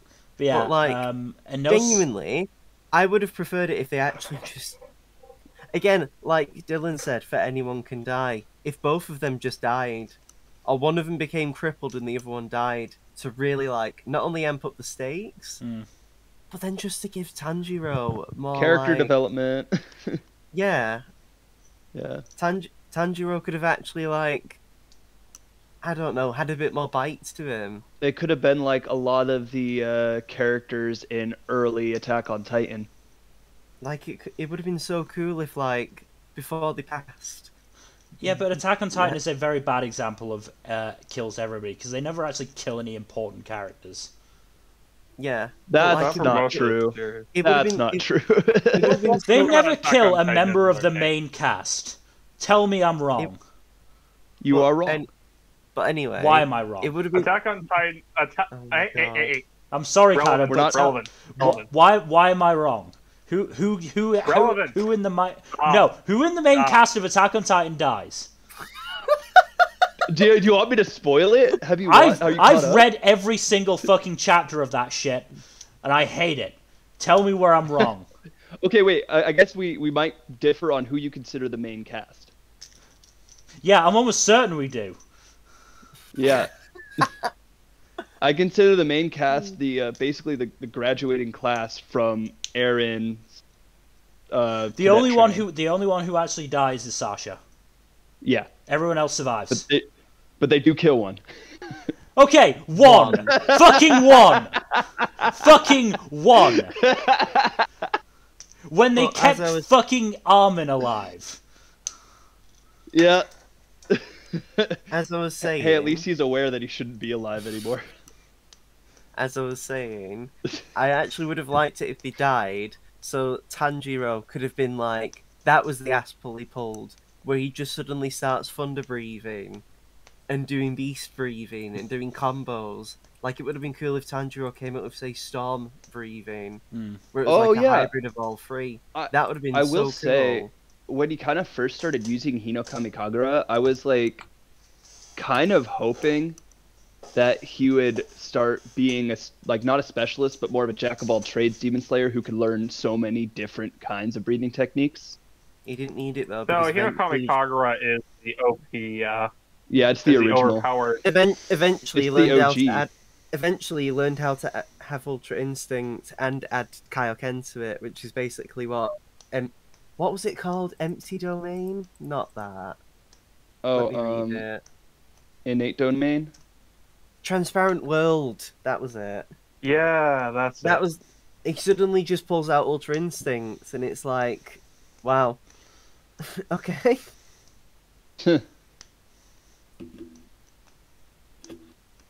Fucking. That's one of the. Oh. I'm not- Can we talk about the OG of OG Demon Slayers? Oh yes, what's his name? Yoriichi.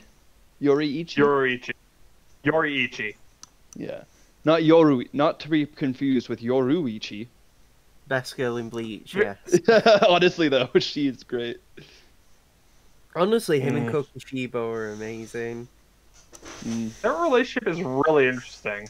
I actually cried when I saw the flute. That was That actually made me that tear up. hurts. That actually was probably the best. That was genuinely, I actually think that was the peak writing of Demon Slayer. The flute alone. That was actually really affecting. Yeah. Can we talk about how well faked out the audience was at first with the whole the earrings that Tanjiro wore, the mark on his forehead and everything, like how that was kind of a nice fake out and it would like intimidate the demons to be like, wait, what? But then it was actually like, no, it's all coincidence, more or less. Yeah, because he's not actually related to Yoriichi. Yeah, not actually related to him, but I think I saw it was like his ancestor learned the Hino Kamikagura from Yoriichi. Yeah. Or something. Yeah, it was something like that. He was taught it. And so, like, that's how it was passed down and how it stayed alive, because Yoriichi didn't have any children. Yeah. Well, he was going to have children, and then demons fucked that up. Yeah. And that's why he became a demon slayer. That does happen. I really don't... Look, I'm not a fan of the stuff in the fridge trope. I'm really not. No, again, what's it called? Tropes are tools. Stuff in the fridge is one of the laziest tropes you can possibly use. What about Bury Gaze? Again, tropes. That's No, also I really can't even I can't even pretend to want to make a joke of that trope.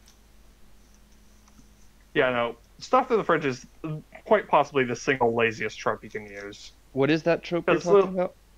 it's killing off or severely maiming a female character solely to motivate a male character. And what's it called? Fridging. Stuffed in a fridging, Stuffed in a for sure. fridge. Yes, because the name first. is derived. Hold on. You can do I'll it. tell him. You can do it.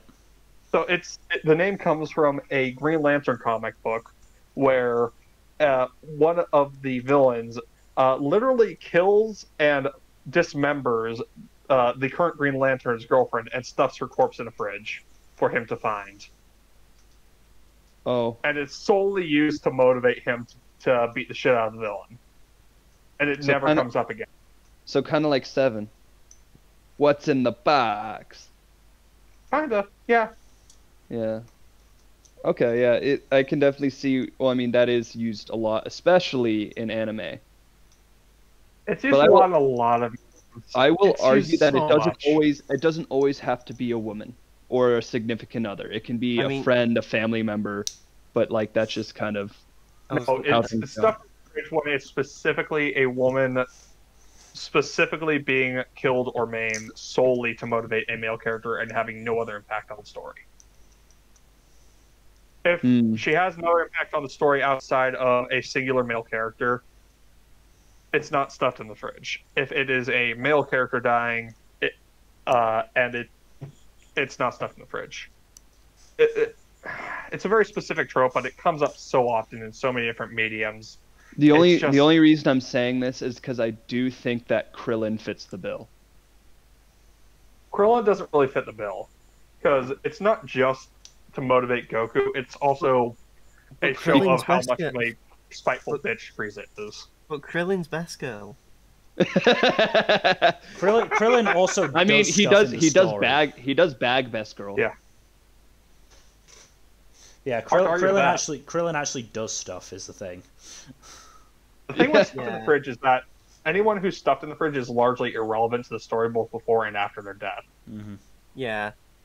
It's a forgotten former friend sort of thing as well. It ties into that. Yeah. Yeah. But yeah, I don't even remember the name of Yoriichi's wife. Uta. I think it's like Uda or something. Uta. Yeah, that's it. So you're also on the TV tropes page. No, I'm on the Demon Slayer wiki. Ugh. Same. Okay. Fair enough. But yeah, no, it's a lazy trope, but I do get like all of the Demon Slayers are motivated by the death of a loved one or multiple loved ones. So I was gonna say Tanjiro's whole family is his motivation. Oh yeah. Oh, you know who we haven't talked. Sorry, go ahead, Jeff. What was that? Oh, it's literally all the Demon Slayers who are motivated by the death of a loved one. Yeah. And speaking of all that, there is one Hashira we haven't discussed much, and that's Himejima. Oh yeah. Himejima, yeah. We should talk about Rock. I do like that Gotoke made the strongest Demon Slayer the blind one. Yeah. Well, I think he's also like a bit of a Toph reference. No, probably not. He is nothing like Toph in any way except being associated with rocks and being blind. Yeah, that's what I mean. It's a very loose connection. Yeah, are you sure Toph isn't like the predecessor of Himejima? Yeah, you never know. Toph and Himejima are very different. Avatar. The story. No, I'm just imagining the Office meme. Same picture. Oh yeah, that meme. This is the same picture. Literally the same picture. But yeah, no, Himejima is an interesting one. Yeah, again, I loved him in the final fight, especially. Yeah. I also kind of liked the little detail, like when they're doing the Hashira training arc, and they're all training to get the demon marks, for lack of a better term. And they're talking about what was the age limit on it? Was it 25 or something like that? 25. And yeah, and he was 28, and I remember like that whole thing, and he's just like, if I die, I die, but I'm gonna do what I have to do anyway. Like that shit was awesome to me. Also, He doesn't 27. die from the mark, mind you. Yeah, he He's just a doesn't. Giga Chad anywhere.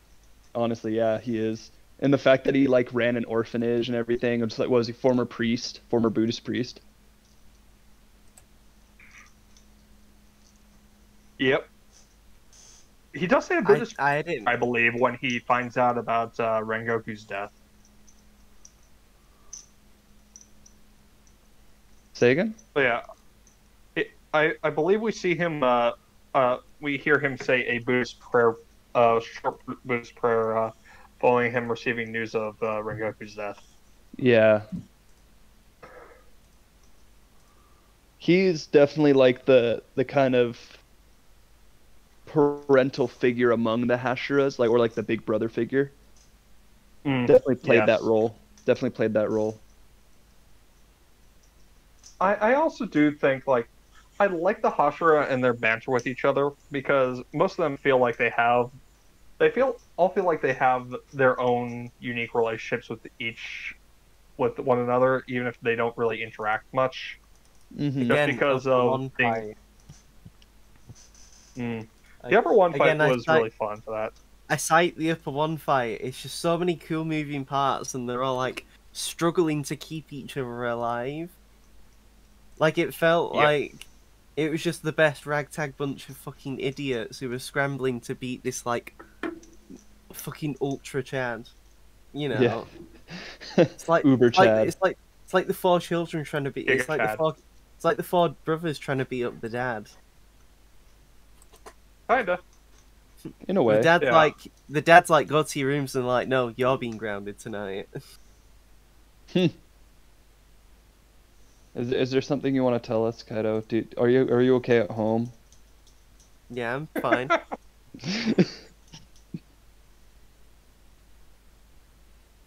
My dad's grounded right now.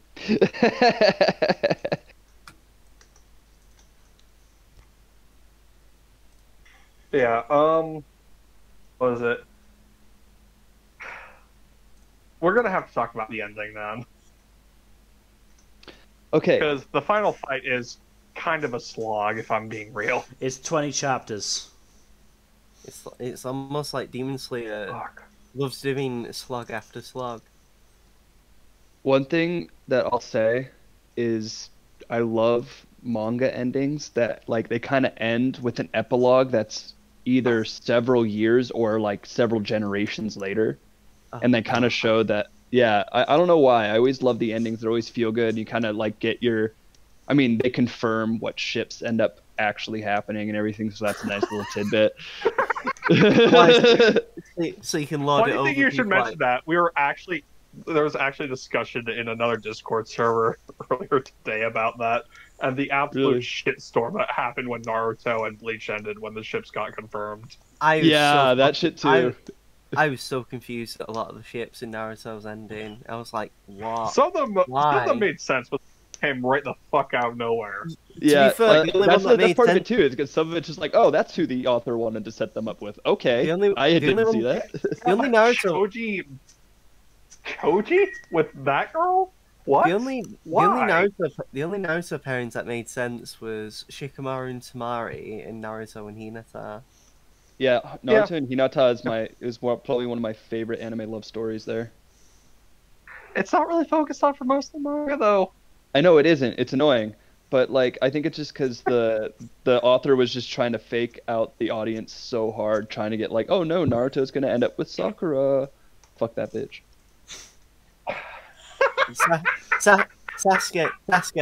Sasuke had to take the bullet. He had to redeem himself somehow. Someone had to fuck Sasuke. Oh, he redeemed himself? He redeems himself by impregnating her and then fucking leaving. Yeah. Sakura deserves less. he saw the contract for his parole and was like, oh wait, I only have to impregnate her? I don't have to raise the child? Fine, see ya. I'm redeemed now. Exactly. Before Sasuke is a deadbeat dad hot take. Yeah. I mean... No, I mean, I think... It's not even a hot take, really. Sakura and Sasuke are like the most toxic characters from that series, and they deserve each other. Fuck them both. I mean, also they- do not I mean, understand they are- Sasuke's popularity. It's because I he's mean- emo boy. It's because he's the rival. Like, he's the cool rival who, like, you know. Ugh. What's funny is That's that the like thing, the Vince. Naruto Sasuke Sakura formula has been like reused, or like at the very least like stuff close to it has been made in so many different anime. Yeah. Jujutsu Kaisen's one of them, and it Demon kind of Slayer. bothers me. Demon Slayer, kind of. Yeah. Maybe. Jujutsu Kaisen doesn't really do that much, partially because there's no romantic aspect whatsoever. Well, Yeah, not the but- romance Also, part. What I Nobara is with not the Nobara romance is part. What I delightful. mean is you have the optimistic protagonist, you have the gloomy semi-rival, semi-best friend who's emo and like cool and punky, and then you have the chick that's trying really, really hard to be useful. You could have just said the But chick, Nobara because is that's actually literally the useful. trope.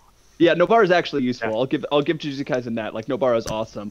Like the point is, yes, Jujutsu Kaisen uses the stock shonen like group, Also- but it actually does it also- well. Also, what's yeah. it called? Gojo is just Kakashi, but instead of having one eye covered, he has both eyes. Hmm. Yeah. Also, eh, one thing I just realized, like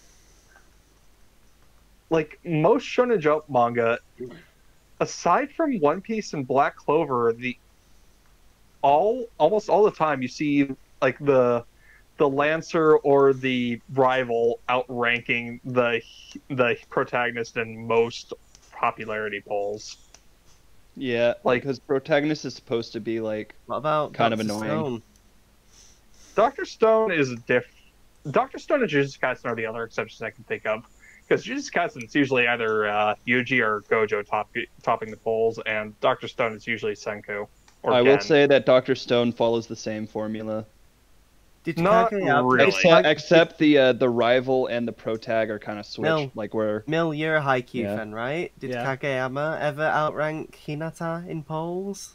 That's a good question. I'm not Was he 100% sure. was he the Lancer that outranks the main? Let me check because I do have the Haikyuu wiki page up. Of But course yeah, you do. Yeah, I 'cause, think yeah. One Piece is the only manga I can think of where the protagonist has won every single popularity poll. that's Luffy just, has never lost. that's just because Luffy's a total freaking Chad. It's because Luffy is Oda, amazing. it's because Oda's cool. He doesn't have to beg the fans not to wish for a character in the popularity poll. Fucking Akutami, man. I will Gege say is that li- the original 3 of One Piece is the classic shonen trio. Yeah. Nah. So Kageyama ranked above Hinata in the first one, but in the second one, Hinata ranked first. Right. Kageyama was Well, there were third only in two the second. popularity polls. Two big popularity polls. There were smaller ones. I mean, one run by a famous Japanese manufacturer of anime merchandise conducted a popularity poll, and the vice principal took first with 220,000 more votes than anybody else. What? Frankly, I think he has more votes than anyone combined in the top 20. Why? Meme, I assume. Japanese fans be fucking wilding. Hey, you know what? Want to know what's really funny? The One Piece World Popularity Poll that was conducted last year, they got like 2 or 3 meme candidates into the top 100. Mm. Like Which Whoop are? Slap got 38th place. Whoop Slap, Who's I was Wolf gonna Slap? say whoops. Like... the mayor of Luffy's hometown. Oh yeah, that guy. But yeah, after 38th. But yeah, after the first two polls, Haikyuu just did best people in each position, best scene, and best game. Huh. We got really off track. We did. That we did. It's because, unfortunately, like, as good as Demon Slayer is, in quotations, all of this, I mean, by the way, Yeah. I if mean, there's ever Can we any talk doubt about that the I Muzan think... fight? Because I need to talk about the Muzan fight. I mean, if we're going to talk about the Muzan fight, we're going to have to be quick because I'm going to end up falling asleep because it is the Muzan fight after all. It's a fucking snooze fest. Like, the one good thing the Muzan fight does is develop Snake Boy. Like, Snake Boy gets actual character development. My That's the man's one good literally- thing from the Muzan fight. Oh, good My for man him. He literally gets development in the final fucking fight of the arc of the He gets series. the sorry. Vegeta- And then he dies. And then he gets dies. he gets the Vegeta character development. Yay, you know. Also, like, correct me if I'm wrong. 3 Hashira die against Muzan, right? It's Gyome, Mitsuri, and Snake Boy, right? Yeah, Mitsuri doesn't die. yeah, she does. Yeah, She just gets literally disarmed. I thought she dies of blood loss right after that. I'm sure she doesn't die. Where's No, the, no, the where's wiki volume? says she dies. Where's the volume? Like, the only surviving... only 3 volume Hashira says survived the this. series. And 2 of them... and one of them is retired well before the series ends. Oh yeah, Like, she does Tengen die. is retired from the Hashira after the Entertainment District arc, and the only surviving Hashira that actually fought in the final arc are Sanemi and Giyu. And Gyu's Everyone else dies. Gyu's out of commission because he has one arm. Yep. It's literally only Sanemi, isn't it, that can still do any... It could still do stuff. Oh no, wait, no, he loses his fingers, Sanemi. Yeah, but they both lose the body parts in the final fight. Yeah. What I do And- partially love about the ending is that the Demon Slayer Corps disbands, and then it's just kind of like moving on, and it's like you can go live a normal life now because Muzan's gone and the demons are gone. I like it. It's a very nice. They all lived happily bet- ever after ending. I bet there wasn't a support group for most of them, though. Probably not. PTSD is a bitch. Oh god, they need so much therapy. It's not even the therapy, it's the fact that a lot of them are actually disabled in Mhm. terms of, like, you know, they Missing body parts. yeah, and I bet none of them got help with that. Nope. So are we going to talk about the fact that Tanjiro gets turned into a demon? What you Can. talking Yeah. about? That doesn't happen. We kind of... Such a It's terrible literally plot. 2.5 chapters. If that happened, you'd assume it would be incredibly important and relevant, right? Like it'd be Rather really, than lasting it- less than 3 full chapters. it would be treated with the respect it deserves, right? Right? So It's unnecessary. literally It's so unnecessary. Literally, Michael Jack- the only 2 things it does is it makes Nezuko slightly relevant at the end of the series, and Oh it gives wow! Kanao something to do after sitting out most of the final fights. What's it called? Fucking wow! To I don't Yeah, know. that. Can I just say that's literally like one of the. There's like 3 bits of setup that Tanjiro will end up with Kanao, and that's one of them. Yep. I'd argue it's more than what a lot of Naruto pairings got. You're not wrong. Ino and Sai, really?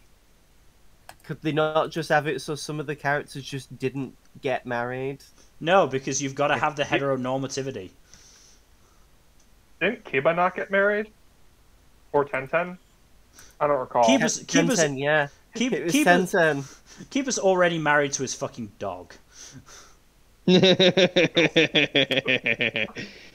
Yeah, keep them away Fang- from the peanut butter, guys. Fang over Fang, am I right? Oh No. my. Fang over Fang, more like not over not, am I right? No, too vulgar? Fair enough. Yeah.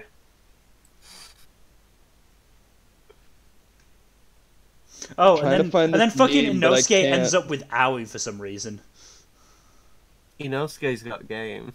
Inosuke and Aoi actually makes a little bit of sense. There's some like a reason- little bit of ship tease in the penultimate chapter, but that's it. Yeah.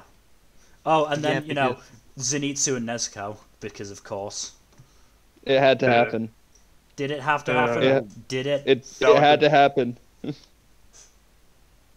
Look, there are so many people Nezuko could do better with.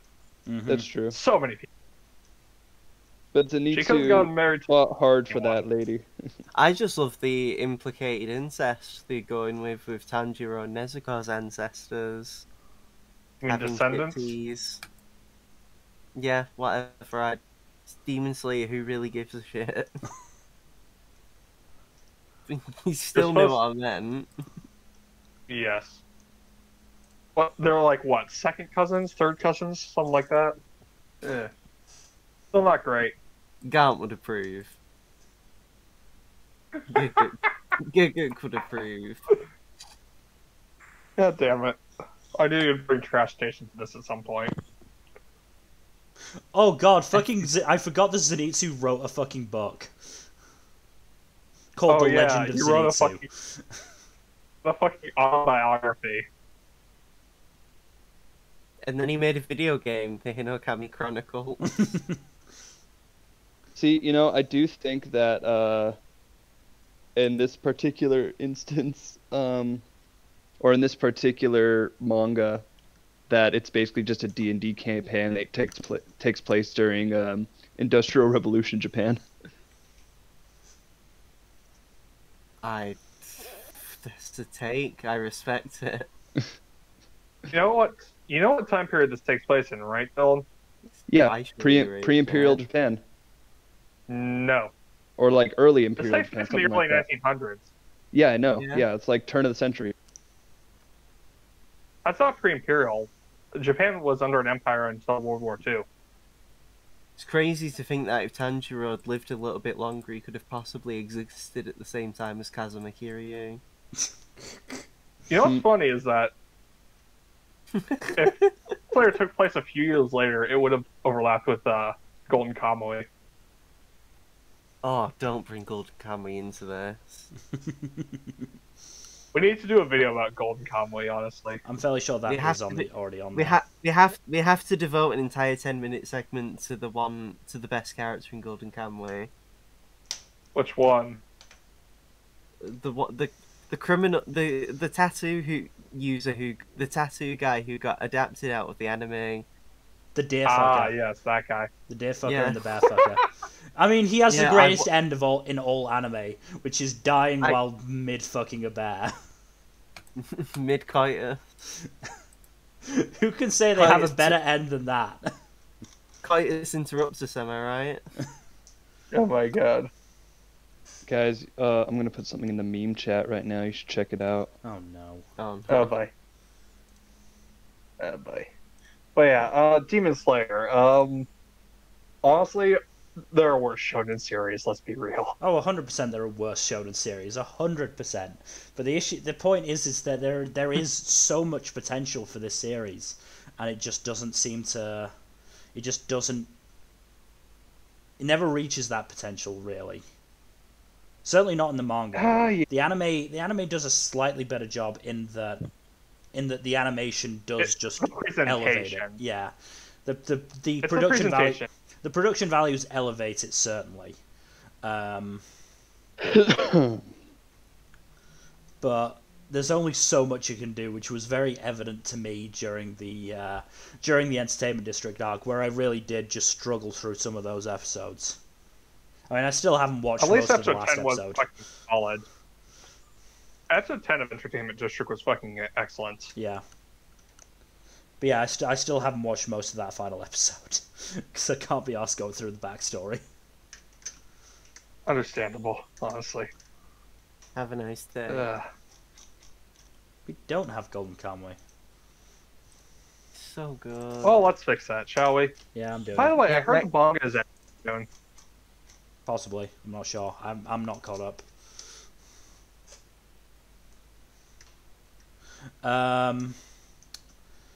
But yeah, it is a decent series. It is definitely a decent series. I don't think it deserves the hype it's gotten. It's one of the mangas of all time. Demon Slayer is one of the manga of all time. Yes, one of the manga of all time. That's one of my favorite things to say at the moment, and it's one of the manga of all It's time. true. It's also one of the anime of all time, if we're being honest. Yeah. Yes, it is one of the most anime of all time. But yeah, like I feel like aside from the Nezuko stuff, it doesn't have any of the major pitfalls that a lot of other shonen manga do. It's I nowhere near mean, as severely as, say, Naruto. yeah. I mean, we fucking CBR did because they don't talk to each other when they publish articles. They did both 10 ways Demon Slayer breaks shonen cliches and 10 ways it is cliched. And like most of the cliches are just fucking dumb. Like the one that's second out of the 10 is the characters think I have to get stronger after a defeat. Come on, that's not a fucking shonen cliche. That's just a fucking cliche of everything. Yeah, that's a Also, cliche of anime in general. CBR is like 90% clickbait, let's be real. Oh, it is 100%. Like, I'm sorry, I'll go through the 10 ways it's cliched. Most of them are fucking bullshit. Like, Tanjiro loses his parents quickly. That happens in a lot of media, not just shonen. Tanjiro has 2 training montages. They're elite captain characters, aka the Hashira. Tanjiro is unfailingly noble. Glorifies katanas. Each attack has a name. The villains have an elite core too. The villain is a brilliant schemer. The characters think I have to get stronger after the defeat. And Demon Slayer has cannon fodder characters. And it's just like, come on. Muzan isn't a fucking brilliant schemer. He's a fucking psychopath. Who's this? Dumbass. Muzan's a brilliant. Muzan is not brilliant in the slightest. He's The a only petty thing bitch. The only thing he's brilliant in is his smooth criminal ass moves. Am I right? Oh god God damn damn it. You had to sneak in one less Michael Jackson reference.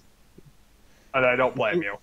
Do you think when Let's be honest, the only reason that Muzan is a even slightly interesting villain is because he looks like Michael Jackson.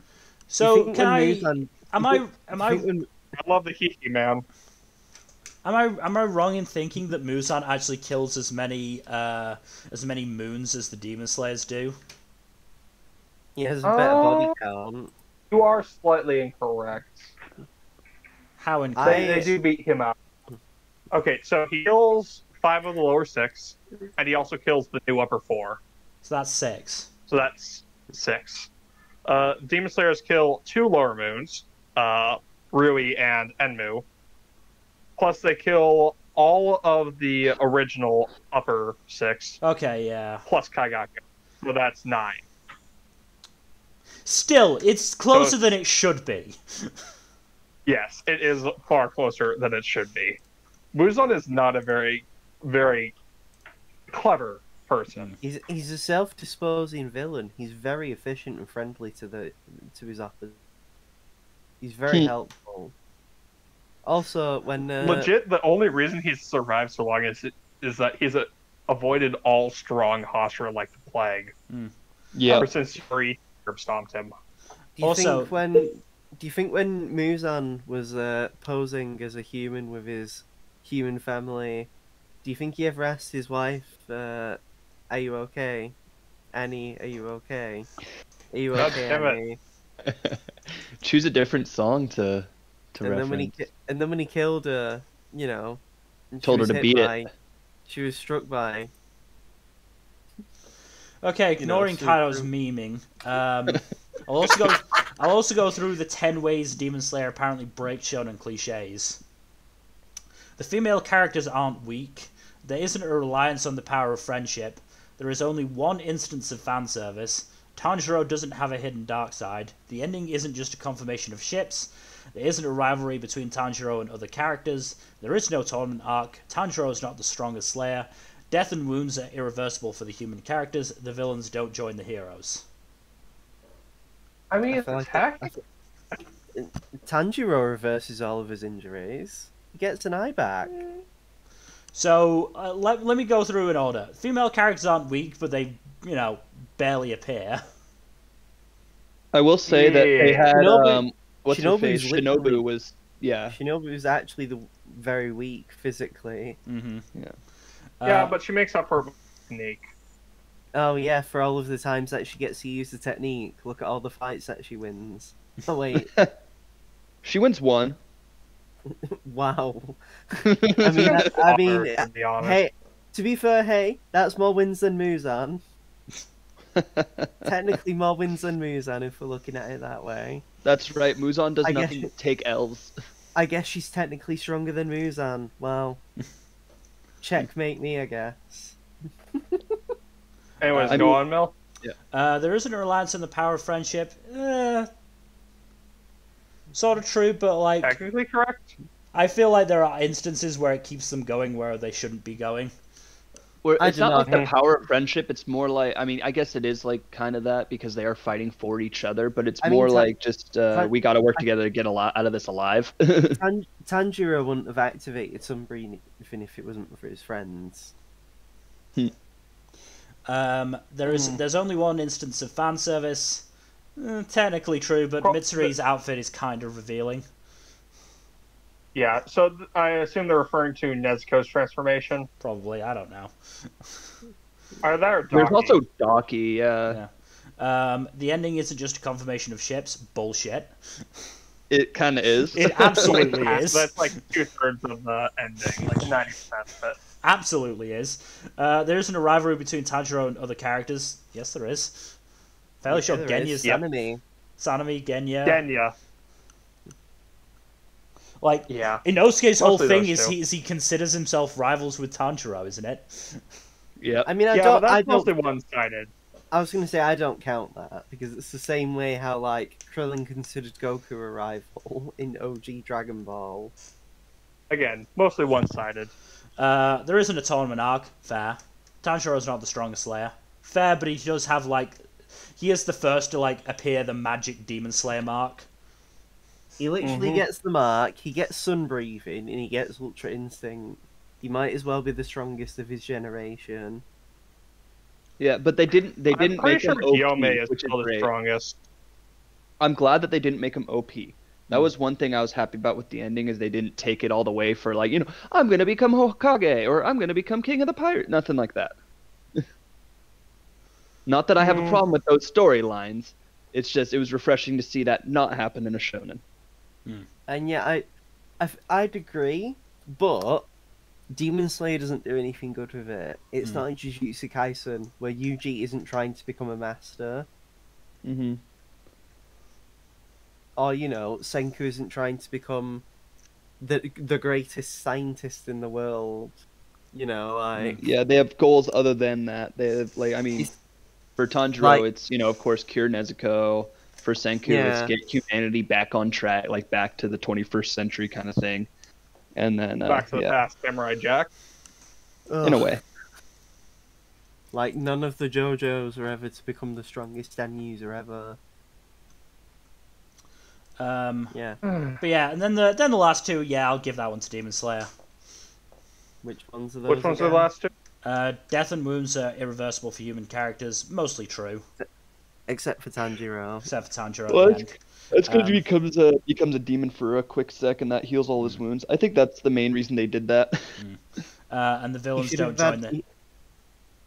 Tanjiro should have lost an eye, so when him and Kanao kissed, the only one eye would ever touch.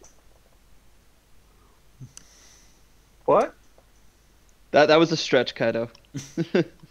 I'm tired. It's past 2 in the morning, and I've made a lot of jokes and hot takes today. and I've then, had to hard. I've had to hard carry the humor, and and then I'm we're beating a campaign like in 12ish, in a little over 12 hours.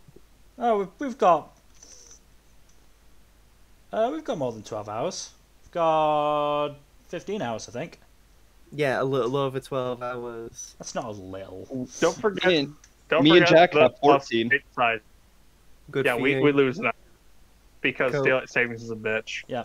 And then Go, the go, Stephen Mold. and then the final one was the villains don't join the heroes, which yeah, fair. I mean, they do Wait. get tragic backstories, one and all, but they don't join the heroes. I mean, Yeah. it's really the series really breaks all them shonen cliches, guys. Mm-hmm. No wonder it's so successful. Mm-hmm. Anyway, yeah, that's really all we can say about Demon Slayer. We have gone over everything. Do not expect We a went part up- 2. We went off the rails very hard because Yeah, It's not a deep series. There's other shonen that we prefer more. Who would have guessed? So yeah, so can I just say that it took us an hour to be, or an hour 10 to be done with talking about what is it, about 30 odd episodes of Demon Slayer? It's not a lot. No, happened. it's closer to 40. I think it's 40 episodes. Yeah, because Entertainment District is 11.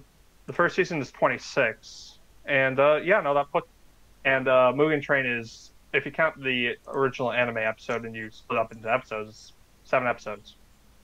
7 to 34. So that okay, is... 44 episodes. 44 episodes. That's not any better though, because that's 20 more episodes than we discussed for Jujutsu Kaisen, which we did manage to spend an entire 2 hours talking about. Jujutsu Kaisen has a lot to unpack. Also, Jujutsu Kaisen has a much more interesting power system. It does. It really does. Like, I enjoyed the spectacle of the breathing techniques, but they're not very deep. They're literally... I would have preferred it if they were actually just like humans being able to use blood arts. Like, it was just like a ham-on. That's more like, I mean, that is kind of like Jujutsu Kaisen. I mean, we're just waiting for the Demon Slayer sequel where suddenly the Demon Slayers have like embodiments of mystical powers standing next to them. This isn't JoJo. Stop referencing it. Everything's a JoJo reference, my guy. Everything. Everything. Everything is a fucking JoJo's reference. Even this whole podcast is a JoJo reference. Yeah. We just don't know it yet. But yes, that's everything for today. Even Adultery is a JoJo reference. That's everything God for today. We should end now while we're vaguely on track. In terms of future stuff, tomorrow, as we have said, in about 14 to 15 hours, we will be having yet another D&D session. That's enough time to explore Caelid in Elden Ring for a bit. On our way to Tenoyama with Kuro, so that should be fun. That will be fun. Tuesday, Fuzzy and I will be fucking about doing something. Last week we played Elden Ring. This week, who the fuck knows? It really depends on how we feel. How we feel just before the stream.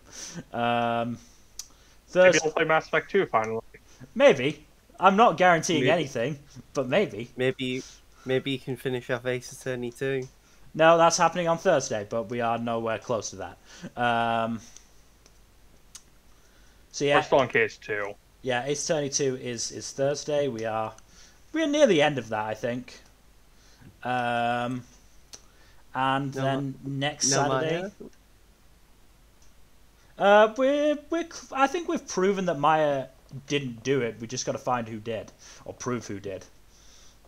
Who do you think it is? Oh, Eeny Meeny. Not Pearl? No. Why the fuck would it be Pearl? Oh shit, I spoiled it, I guess. Yeah, of course you have.